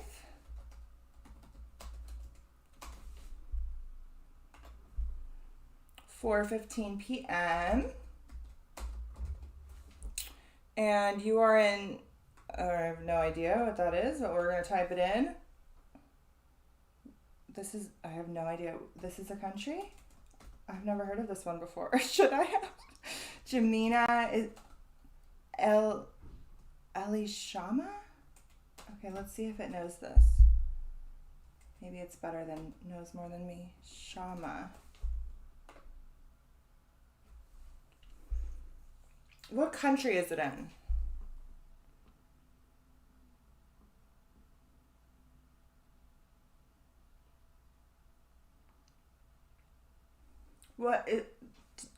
Can you give me a little bit more information, Imani, so I can find this? What country is this? Is that the name of the city?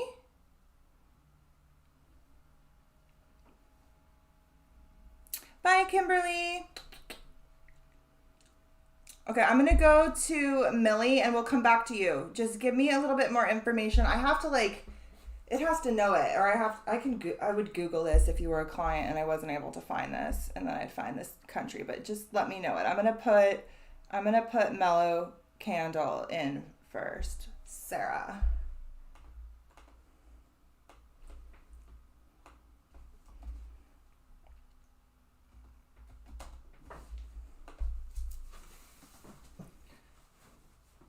November 28th,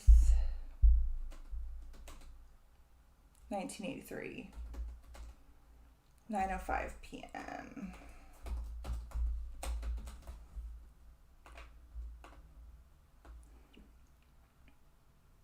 Santana. I know that one.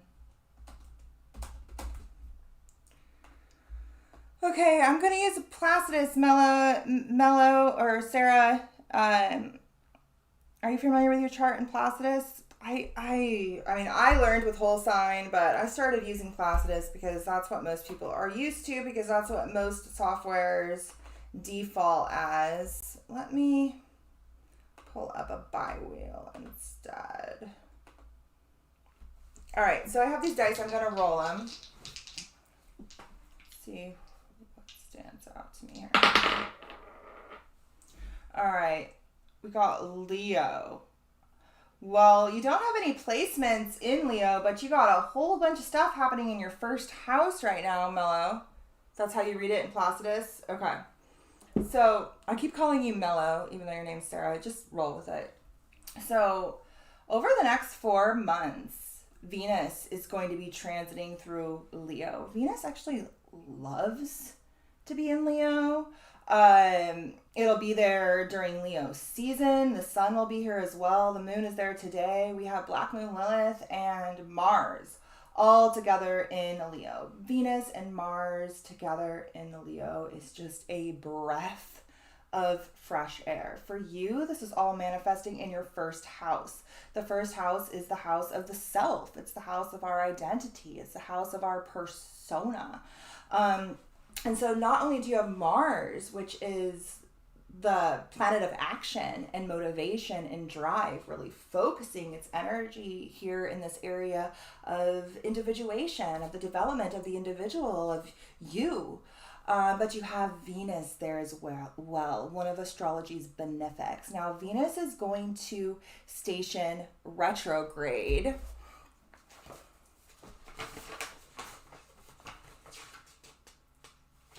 on July 22nd at 28 degrees of Leo. And then it's going to go all the way back to, I think, 5 degrees of Leo, and it's going to station direct.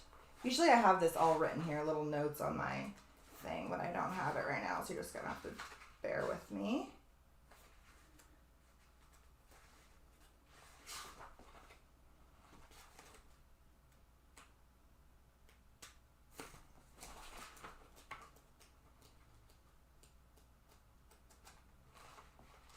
In February. When is it going to station direct? No. Station direct in September. It's going to station direct back at 12 degrees. So Venus is going to be here for a considerable length of time, 4 months. Now, Black Moon Lilith is in Leo right now. Black Moon Lilith takes 9 years to go all the way around the chart. She's at 18 degrees. She's going to be here for a while. This is the energy of shadows. This is really where a lot of that shadow card may be manifesting for you personally. Lilith has a lot to do with what is repressed. Lilith here, she is not a planet. She is not a asteroid. She is actually a mathematical point on the moon's orbit. The moon represents our subconscious mind, and Lilith represents the farthest point of that, where everything has been repressed within us. Lilith represents our shadows, our pain, our trauma, our repressed anger and rage. Especially Mars can really be triggering a lot of that, especially through relationship dynamics with Venus there, especially if our value systems are triggered in any way by said relationship dynamics, right? Yeah, September. But Lilith represents all that is within us that is repressed. So yes, it represents our shadows and our projections and our pain and everything within us that we deem to be unworthy. But it is also everything within us that we fear to awaken. All of our untapped power, all of our untapped potential. In Leo, this has a lot to do with creativity, like our creative expression. This is your creative essence as an individual that revolves around your identity, right? So Leo is just being lit up for all of us right now, and it will be over the next couple of months. But for you, this is very much manifesting in your realm of the self. Now, Lilith is in opposition to your natal Lilith. It's a 10-degree orb right now, but your natal Lilith falls in the 7th house of relationships. And you got Venus, the planet of relationships, here as well with Mars. These are the lovers of the zodiac, right? Venus and Mars. Venus has a lot to do with our relationships, our values, and Mars is really how we fight for those, how we push forward to defend the things that we love. Now, the relationship self-dynamic is going to be very highlighted over the next 7 months, and the shadows that reside within both of those, because not only do you have Lilith transiting your first house of the self, but it's in opposition to your Lilith in the 7th house of relationships, marriage, contracts, business partnerships. Now, it's in Aquarius, so this does have that essence of like friends and the collective psyche enmeshed within that, but it's in that 7th house, so it's really manifesting through one-on-one relationship dynamics. But a lot of that which is repressed within the individual and the relationship dynamic will be shown and exposed over this Venus retrograde, which will hit this point 3 times. It's going to transit over that point 3 times. And it's going to station retrograde in conjunction, in opposition to your natal Lilith. So really, this whole Venus retrograde cycle revolves around the exposing and the integrating of the shadows that reside within the self-relationship dynamic, and everything that really is preventing you from expressing your authentic self-expression, especially with I have Lilith in Leo natally.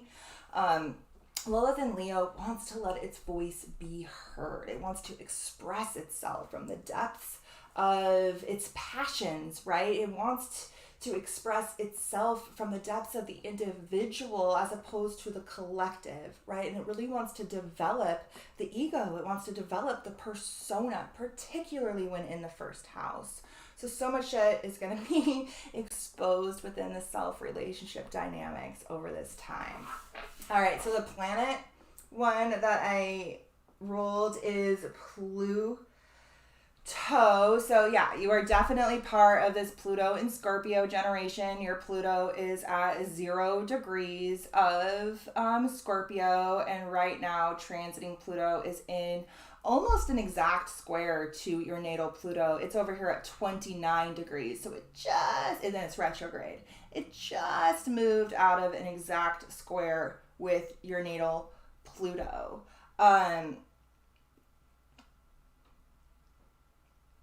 It's in your 6th house. When they break these things up, it's so, it's in your 6th house? 7th house. It's in your 7th house? Maybe 6 degrees, 20. Yeah. I don't know. Why is it so weird? This is the 4th. This is the 5th. This is the 6th, 7th, 8th, 9.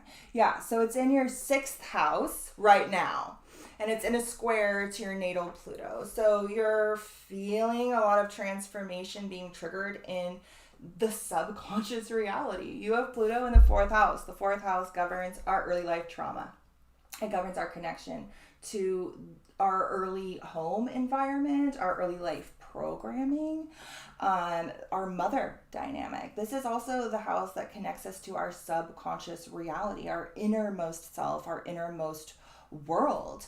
And right now your Pluto is being triggered by transiting Pluto. And so you're being triggered to transform this deep inner parts of your psyche. And you're doing this through the essence of responsibility and duty. And this is really bringing up a lot of stuff that stemmed in early childhood that had an effect on your consciousness considerably. Pluto in the 4th house really speaks to perhaps there even being some sort of like immense death or like tragic event that happened in early childhood that kind of lingered within your consciousness. But this is also where you can access the most power, right? Pluto is our planet of death, rebirth, transformation. It's our planet that is probably the most psychic of all the planets because it plugs us into the depths the depths of ourselves, the depths of our collective consciousness, right? And for you, it is really manifesting within your subconscious. Pluto in the fourth house can help us to transform. It can help us to transform through crisis. It can help us to transform through trauma. It can help us to transform through rewriting our relationships with our parents in our early childhood, right? You also have Chiron in the 10th house. I got Chiron in the 10th house too. 10th house governs the father, but it also governs our purpose, our career, and how we interact with authority in general. You have Chiron in Gemini in the 10th house. I do as well. I'm willing to bet that you have a lot of wounds that revolve around the mind, Gemini, that perhaps stem from what authority figures. It could be the father. For me, it was doctors. Authority figures told you about your mind, your ability to learn, your ability to process information. You are really meant to be a sort of like wounded healer archetype as a career, as a purpose, as am I. I have my wounds on display. The 10th house is where we are seen by the public. It's really how we are seen. And those of us who have Chiron in the 10th house, we are seen as this wounded healer. Our wounds are on display and they offer the wisdom that we need to share with others. But we really do this from a place of career and a place of mission. This wounding here could stem from the father. Like I said, it could stem from authority figures in general, or just like the essence of authority, right? Pluto here in the fourth house in a square to natal Pluto. I wouldn't even be surprised if you move houses. Have you moved residence at all? Has that shifted? Because you're on a second. This is the second time. So you just passed the second time that Pluto hit this point, and it's going to hit it for a third time in 2024 when it finally re-enters Aquarius. So if you haven't moved yet, it may be later in 2024, but your whole residence may shift. But I'd be willing to bet this has a lot to do with your relationship with your parents, your early childhood, and how that has manifested within your psyche and things that you're working through now. Don't stop. I don't stop moving. Yeah. Pluto in the fourth house. I believe that you don't stop moving. Pluto is the planet of change and transformation. And wherever Pluto is, we are constantly changing, we are constantly transforming, and we are constantly evolving. So Pluto in the fourth house, your residence, constantly evolving, but you're also constantly diving into and changing your innermost psyche. You're literally exploring your traumas. You're exploring your inner reality, and you're activating your innate psychic senses in the process, because that fourth house is the first house that connects us to our inner psychic senses. And with Pluto there, it's fucking deep, and it is plugged into the mysteries. And you plug into the mysteries through the navigation of your subconscious and your traumas. Okay. All right, I'll put the other chart in here. I've moved twice in 1 year. Makes sense. Definitely makes sense. It makes a lot of sense. Okay, there's so many things here I don't want to talk about. I have to get rid of the chart. That's why I use the dice, because I would just be talking about everything so much. All right, so let's put in Nigeria. Okay, cool. All right, so I was like, is that a country? I've never heard of that one before. Okay, so she is May 15th, 1995. 4:15 p.m.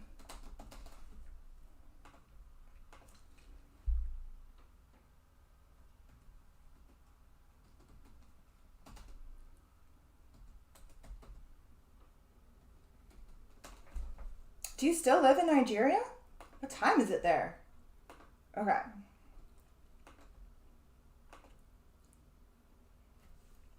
All right, let's roll the dice.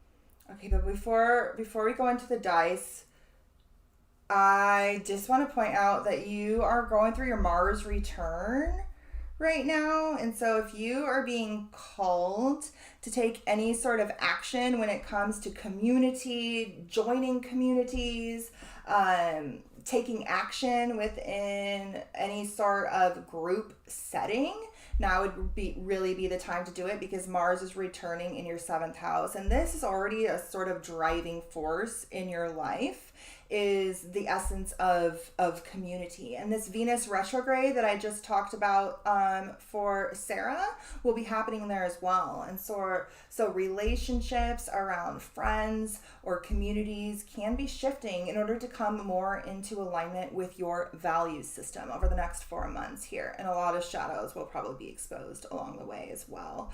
But Mars is in the same sign as your natal Mars. And so if you're being called to take some sort of action, like, you probably won't be able to get out of the next 4 months without doing so. You probably maybe already have.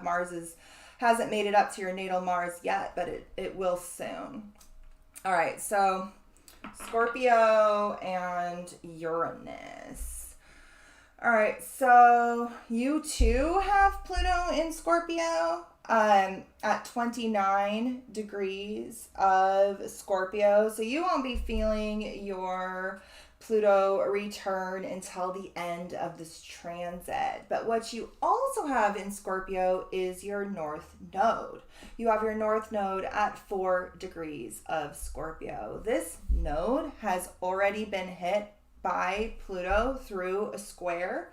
Not an exact square, but close enough to start to really feel it. When Pluto was over here at 0 degrees of Aquarius, it started to square this North Node. It started to actually square both of your nodes. Your North Node in the 1st house of the self, and your 4th house and your South Node in the 7th house of relationships. So much like Millie's chart, essence of transformation is, and the need to take action in order to transform is starting to hit your chart. And these squares are coming to the nodes that have already been hit extensively throughout the Scorpio-Taurus eclipse cycle. If you see here, your North Node is at 4 degrees of Scorpio, and the transiting South Node is at 1 degree of Scorpio. And the North Node over here, South Node over here. You are going through what's called your node reversal. Okay, so this is where the nodes make it halfway around the chart, and the South Node starts to align with our natal North Node and vice versa. This is when the essence of fate and destiny just come in. The tables are turned, and we are set on a completely new trajectory. For you, this is manifesting in the realm of the self and the realm of relationships. Things are shifting in order to come more into alignment. It's 6 a.m. It's 6 a.m. and you're here with me? Oh my gosh, that is amazing. I love that. Okay, so nodal return. This would be something, Imani, to Google and read some blogs on, okay? Because this is a very significant transit that only happens once, roughly every 18 years, okay?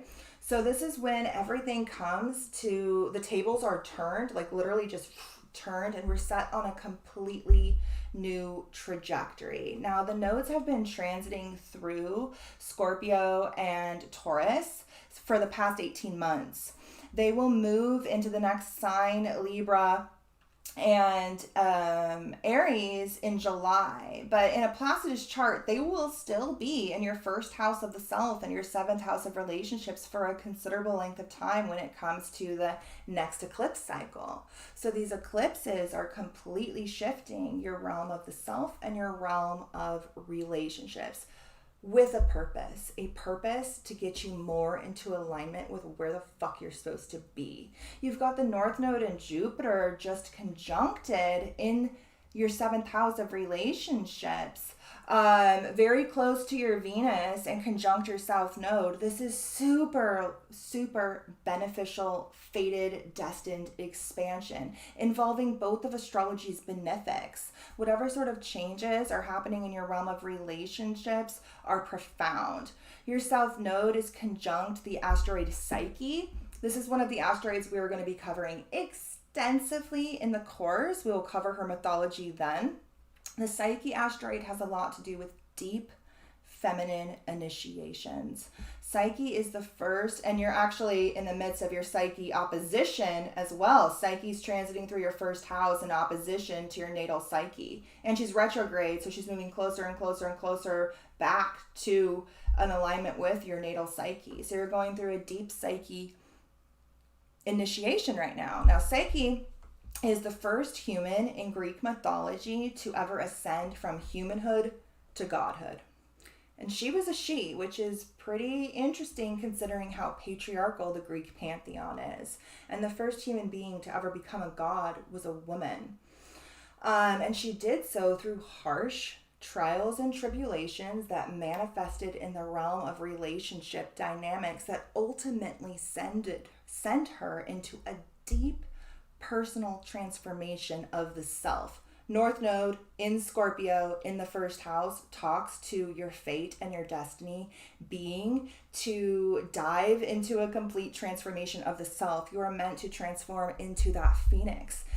North Node in Scorpio in the 1st house, you're meant to transform into that phoenix, explore the mysteries of yourself and existence, dive into the unknown aspects of you, the unknown aspects of our reality.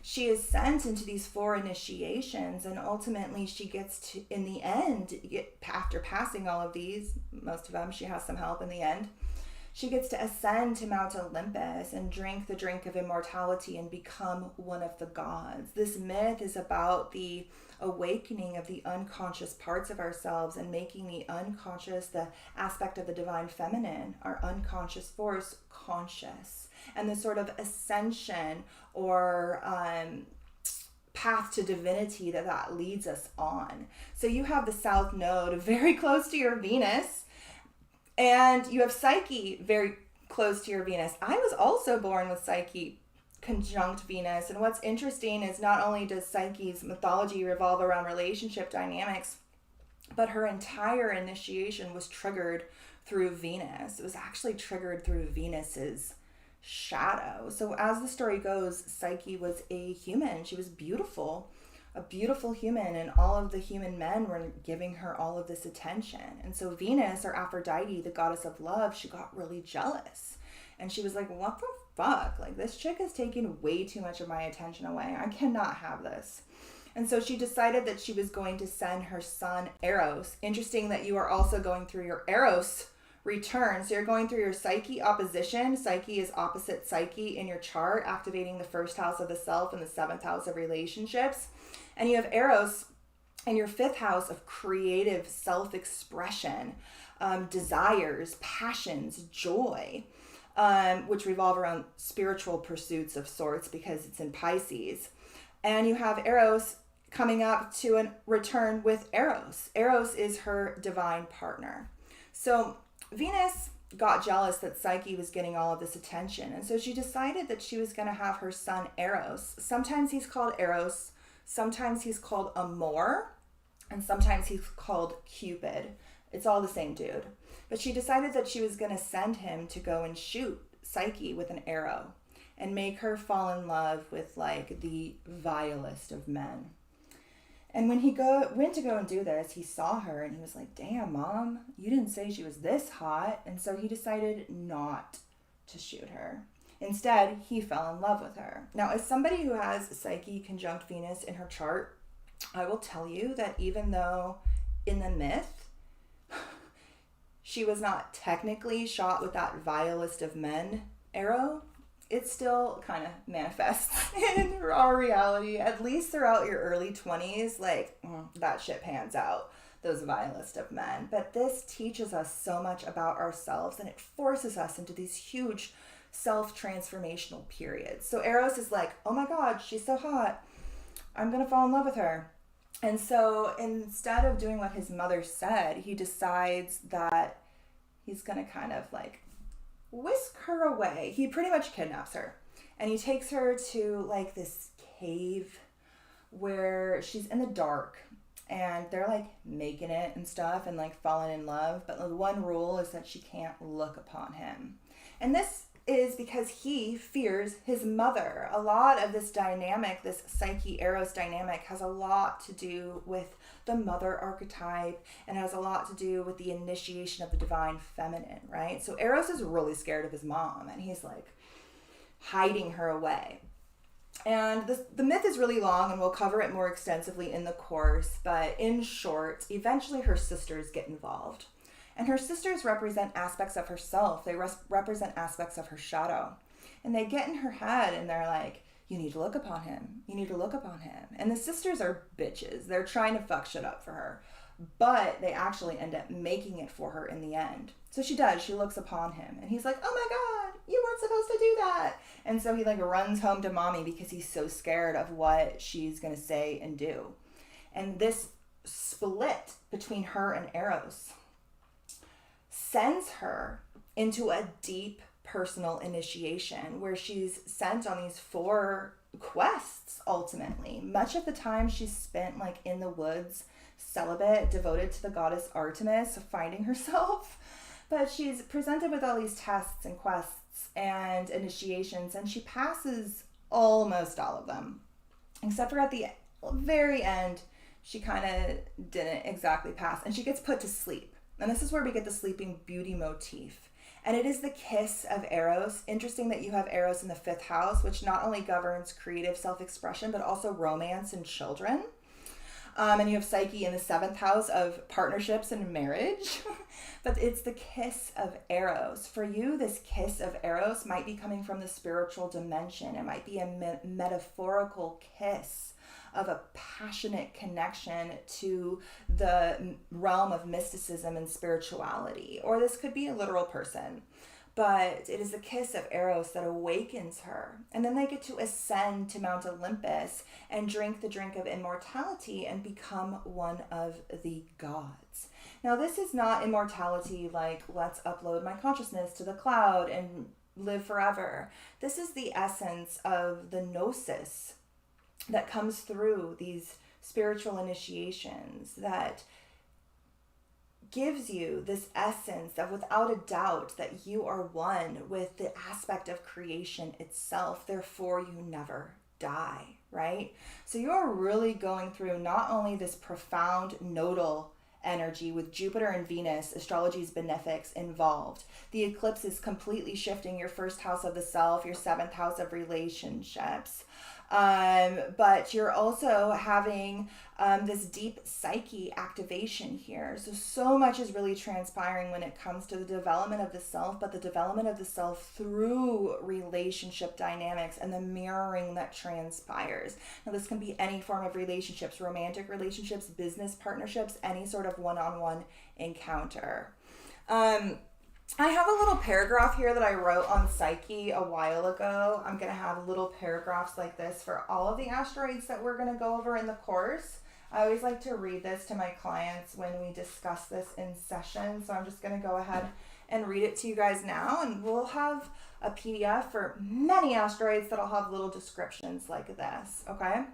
So this Psyche energy for you also has a very strong past life connection, a strong essence of like karma and habitual programming and like lessons you have yet to learn, but also some lessons that you have learned in the past. So it has a strong essence of like deja vu about it. Okay, so Psyche astrologically is associated with psychic and physical bonding, erotic love, raw psychological wounds, recovery and ascension of the soul. Psyche we think of as the mind, right? But the word psyche itself literally translates in Latin and Greek to soul. This is all about the evolution of our soul. And that quest towards immortality, the gnosis, the inner knowing that you are one with creation itself, therefore you never die. the recognition of childhood trauma, vulnerability, memories, insight, and psychic impressionability. It's associated with psychological recovery and the state of your mental health. Some students of Jungian psychology have chosen the psyche myth to represent the female story of initiation, considering it symbolic of the effort to bring the unconscious up to the realm of the conscious, whereas the male myth is the Arthurian legend of the Holy Grail and the return to the feminine within. All right, so let's just look at Uranus. Okay, so you have transiting Uranus moving through your 8th house. Uranus will be here for quite some time. Right now it is conjunct your 8th house sun. Uranus conjunct your sun is a very multi-dimensional alien energy. Uranus is the great awakener. He's the liberator. He connects us into parallel dimensions. He expands our perspective beyond the boundaries of Saturn. He breaks us free from chains that bind us. He awakens us. He channels clear cognizant downloads of information. And right now he's transiting over your sun in the 8th house. This is the energy with Mercury there as well. This Uranus transiting through the 8th house conjunct your sun is an energy of being able to pierce into the realm of the mysteries. Now this can bring a lot of like unexpected changes that propel you into this sort of death rebirth process, right? But because the 8th house governs the essence of death and rebirth. Now this is something you know quite well because your sun is in the 8th house. Your entire reality has been one death and rebirth after another. But with Uranus there right now, this sort of cycles of death and rebirth are able to pierce into the realm of the mysteries so freaking deep. When Uranus finally makes it over here in conjunction with your Mercury, so much clear cognizant downloads of information will be coming through your mind and your mouth. It will be unreal. I absolutely adore this transit coming through here. Now, this can be disruptive and unexpected, out of the blue sort of things can manifest, but they're always there to sort of like progress us forward and liberate us in some way and really open us up to the vastness of ourselves and our reality. You have Uranus in the 4th house.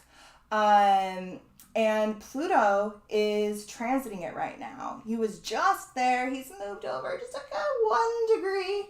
And he's moved back into Capricorn. And now he's going to transit just a little bit into Capricorn. He's going to station direct. And in November 2024, he'll come back to this degree again. He's going to transit back to your Neptune. So you are really feeling this deep Plutonic activation of these profoundly psychic points in your chart. Uranus, the great awakener, and Neptune, the planet of mysticism, dreams, spirituality, both of which are in your 4th house, both of which are retrograde. You actually have a lot of planets retrograde in your chart. You have Uranus retrograde, you have Neptune retrograde, you have Jupiter retrograde, you have Pluto retrograde, and you've got some asteroids retrograde as well. Retrogrades are innately tied to reincarnation. This is one of the things in pop astrology that gets me the most fucking annoyed is the idea that retrogrades are somehow bad or harmful or backwards or wrong. And I call bullshit on that whole fucking narrative. Astrologically, retrogrades are associated with reincarnation. It's believed that we bring something with us from the past that we're working to rewrite, restructure, remember. I am convinced that retrogrades, you also have Chiron retrograde. I am convinced that retrogrades are our innate way of being and our innate way of evolving. These nodes and the eclipses I talked about earlier always move in a retrograde fashion. Our eclipse cycles always move in a retrograde fashion. Those huge portals of fate and destiny where our two polarities, the sun and moon, meet and open portals of fate and fucking destiny move in a retrograde fashion always. the ages. We are in the age of Pisces. We are moving into the age of Aquarius. That moves in a retrograde fashion. We evolve, we grow through retrograde expression because we are able to access that energy internally. Those of you who have planets retrograde, you're able to access these archetypal expressions internally within yourself much easier, as opposed to having to see it projected at you from the outside world. You have all of these profoundly psychic planets retrograde, and so the more you can go in, the more you can activate this. This fourth house wants you to really dive into your innermost world, and Pluto going through this house is really going to do that. He is going to completely transform these parts of your chart and awaken your psychic abilities profoundly. And he's already started to do so, but you really have to go inward in order to access it. And he's going to force you to like dive into some of like the inner workings of your subconscious reality and how your early life had an effect on that. Okay, I think we're good. I'm going to go ahead and do the giveaway. Let me see here. She says it's 6 a.m. in Nigeria. Everybody's saying this is so great. Wow, yes, okay. This all sounds so delicious. I love the mythology and storytelling aspects. So that's what this course is going to revolve around. A lot of the myths of the asteroids. You guys are going to be diving into them for yourselves. I'm going to be pulling your charts, telling you these stories, pointing things out. You guys are going to do it. You're going to just see what jumps out at you. We're just going to fucking do it, you guys. We're just gonna do it. Esty Meyer says, oh wow, this is interesting and it makes a lot of sense. And Imani says that really resonated a lot. I'm so glad it resonated. I'm gonna try to do some more lives like this where I pull your guys' charts and do little readings.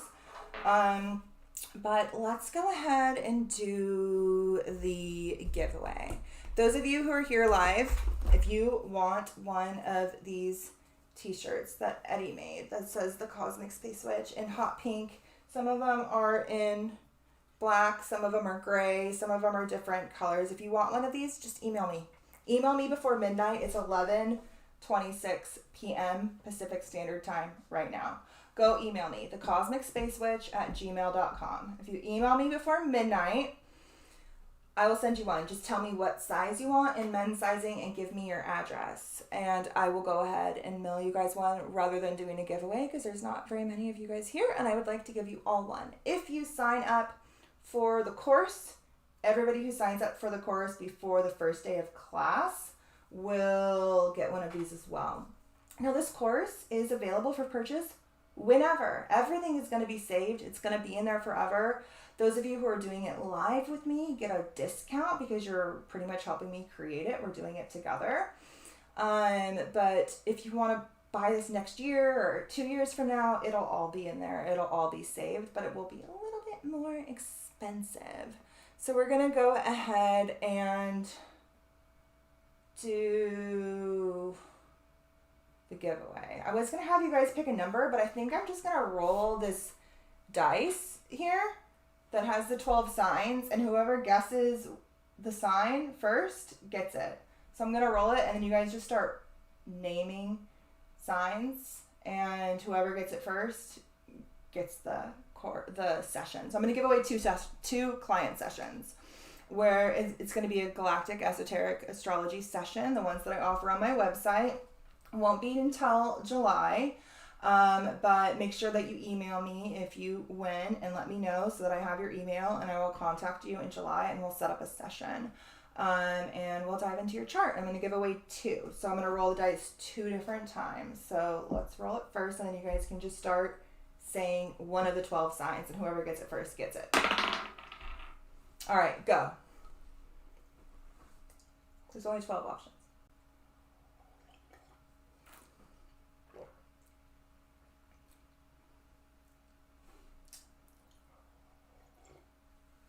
And if you guys have any more questions about the course, you can go ahead and leave it down in the comments. If you guys watch this back later and you have any questions, you can leave it down in the comments and I'll answer anything you guys want to know. Melissa says Capricorn. Nope.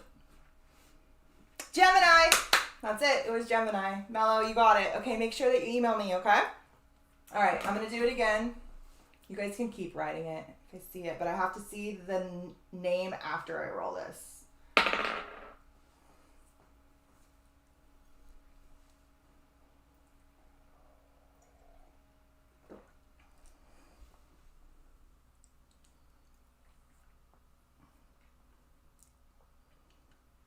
All right, keep going. I may or may not have already seen it, but it was beforehand, so you may or may not have to write one of those. The cat's at the door. Hold on. Keep going. Hi, buddy boy. Want to come say hi? He says, no, Mom. I want to look in the window. Come here. Let's see if anybody got it. Nope, not yet. Put me down, Mom. Put me down.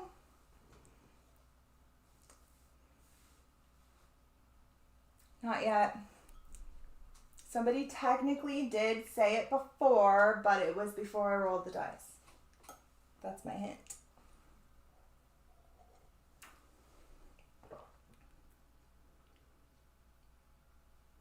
Leo, yes, you got it. Coconuts.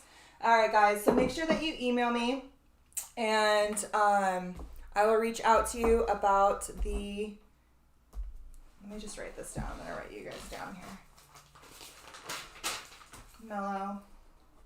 I literally just call you Mellow, Sarah, because that's your handle on Instagram too. And Coconuts. What is your name? Coconuts. All right, guys, I would love to have you all as part of this course. If you have any questions, feel free to email me, comment down below. And yeah, the first day of class is on the 28th. It is saved. It's a 9 p.m. lecture. You don't have to be there live. You can watch it anytime within that week, the next week. You have like almost 2 weeks to watch that before the class discussion. So hopefully the 3 p.m. helps some of you guys in other time zones. I try to make it as available to as many people as I can. I got the kids here. It's hard for me. I got the kids. I got like a freaking zoo. We have 2 cats, 2 snakes, a dog, and a giant fish tank. A giant fish tank. What are you doing, buddy? I think he's hunting a bug or something. He's just staring at the ground. Yeah, he's hunting a bug.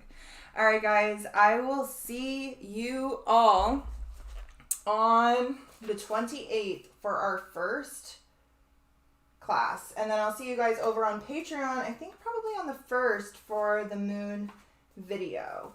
Have a great night. Thank you for being here. I adore you guys. And again, I could not do this without you. I really couldn't. So thank you so much for all of your support on the launch of this course, on my Patreon, on my Instagram, on my YouTube, on everything. You guys have been amazing.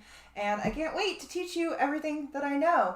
So it'll be fun. It's going to be very fun. And it's definitely going to involve a lot of that comic archetype because, you know, we're going to joke around and it's going to be hilarious. So we're going to expand beyond all the stereotypes into the great unknown and just blow the entire lid off of what everybody thought astrology was. And yeah, never look at it the same way again. So again, there's things linked down below. The link to the course is linked down below. The link to the Luna software, my affiliate link, is down below. I didn't put that Rise Coffee link. But you could just go to their website and you can put in Cosmic SW15 if you want to get 15% off that mushroom coffee. It's really good, you guys. I really like it.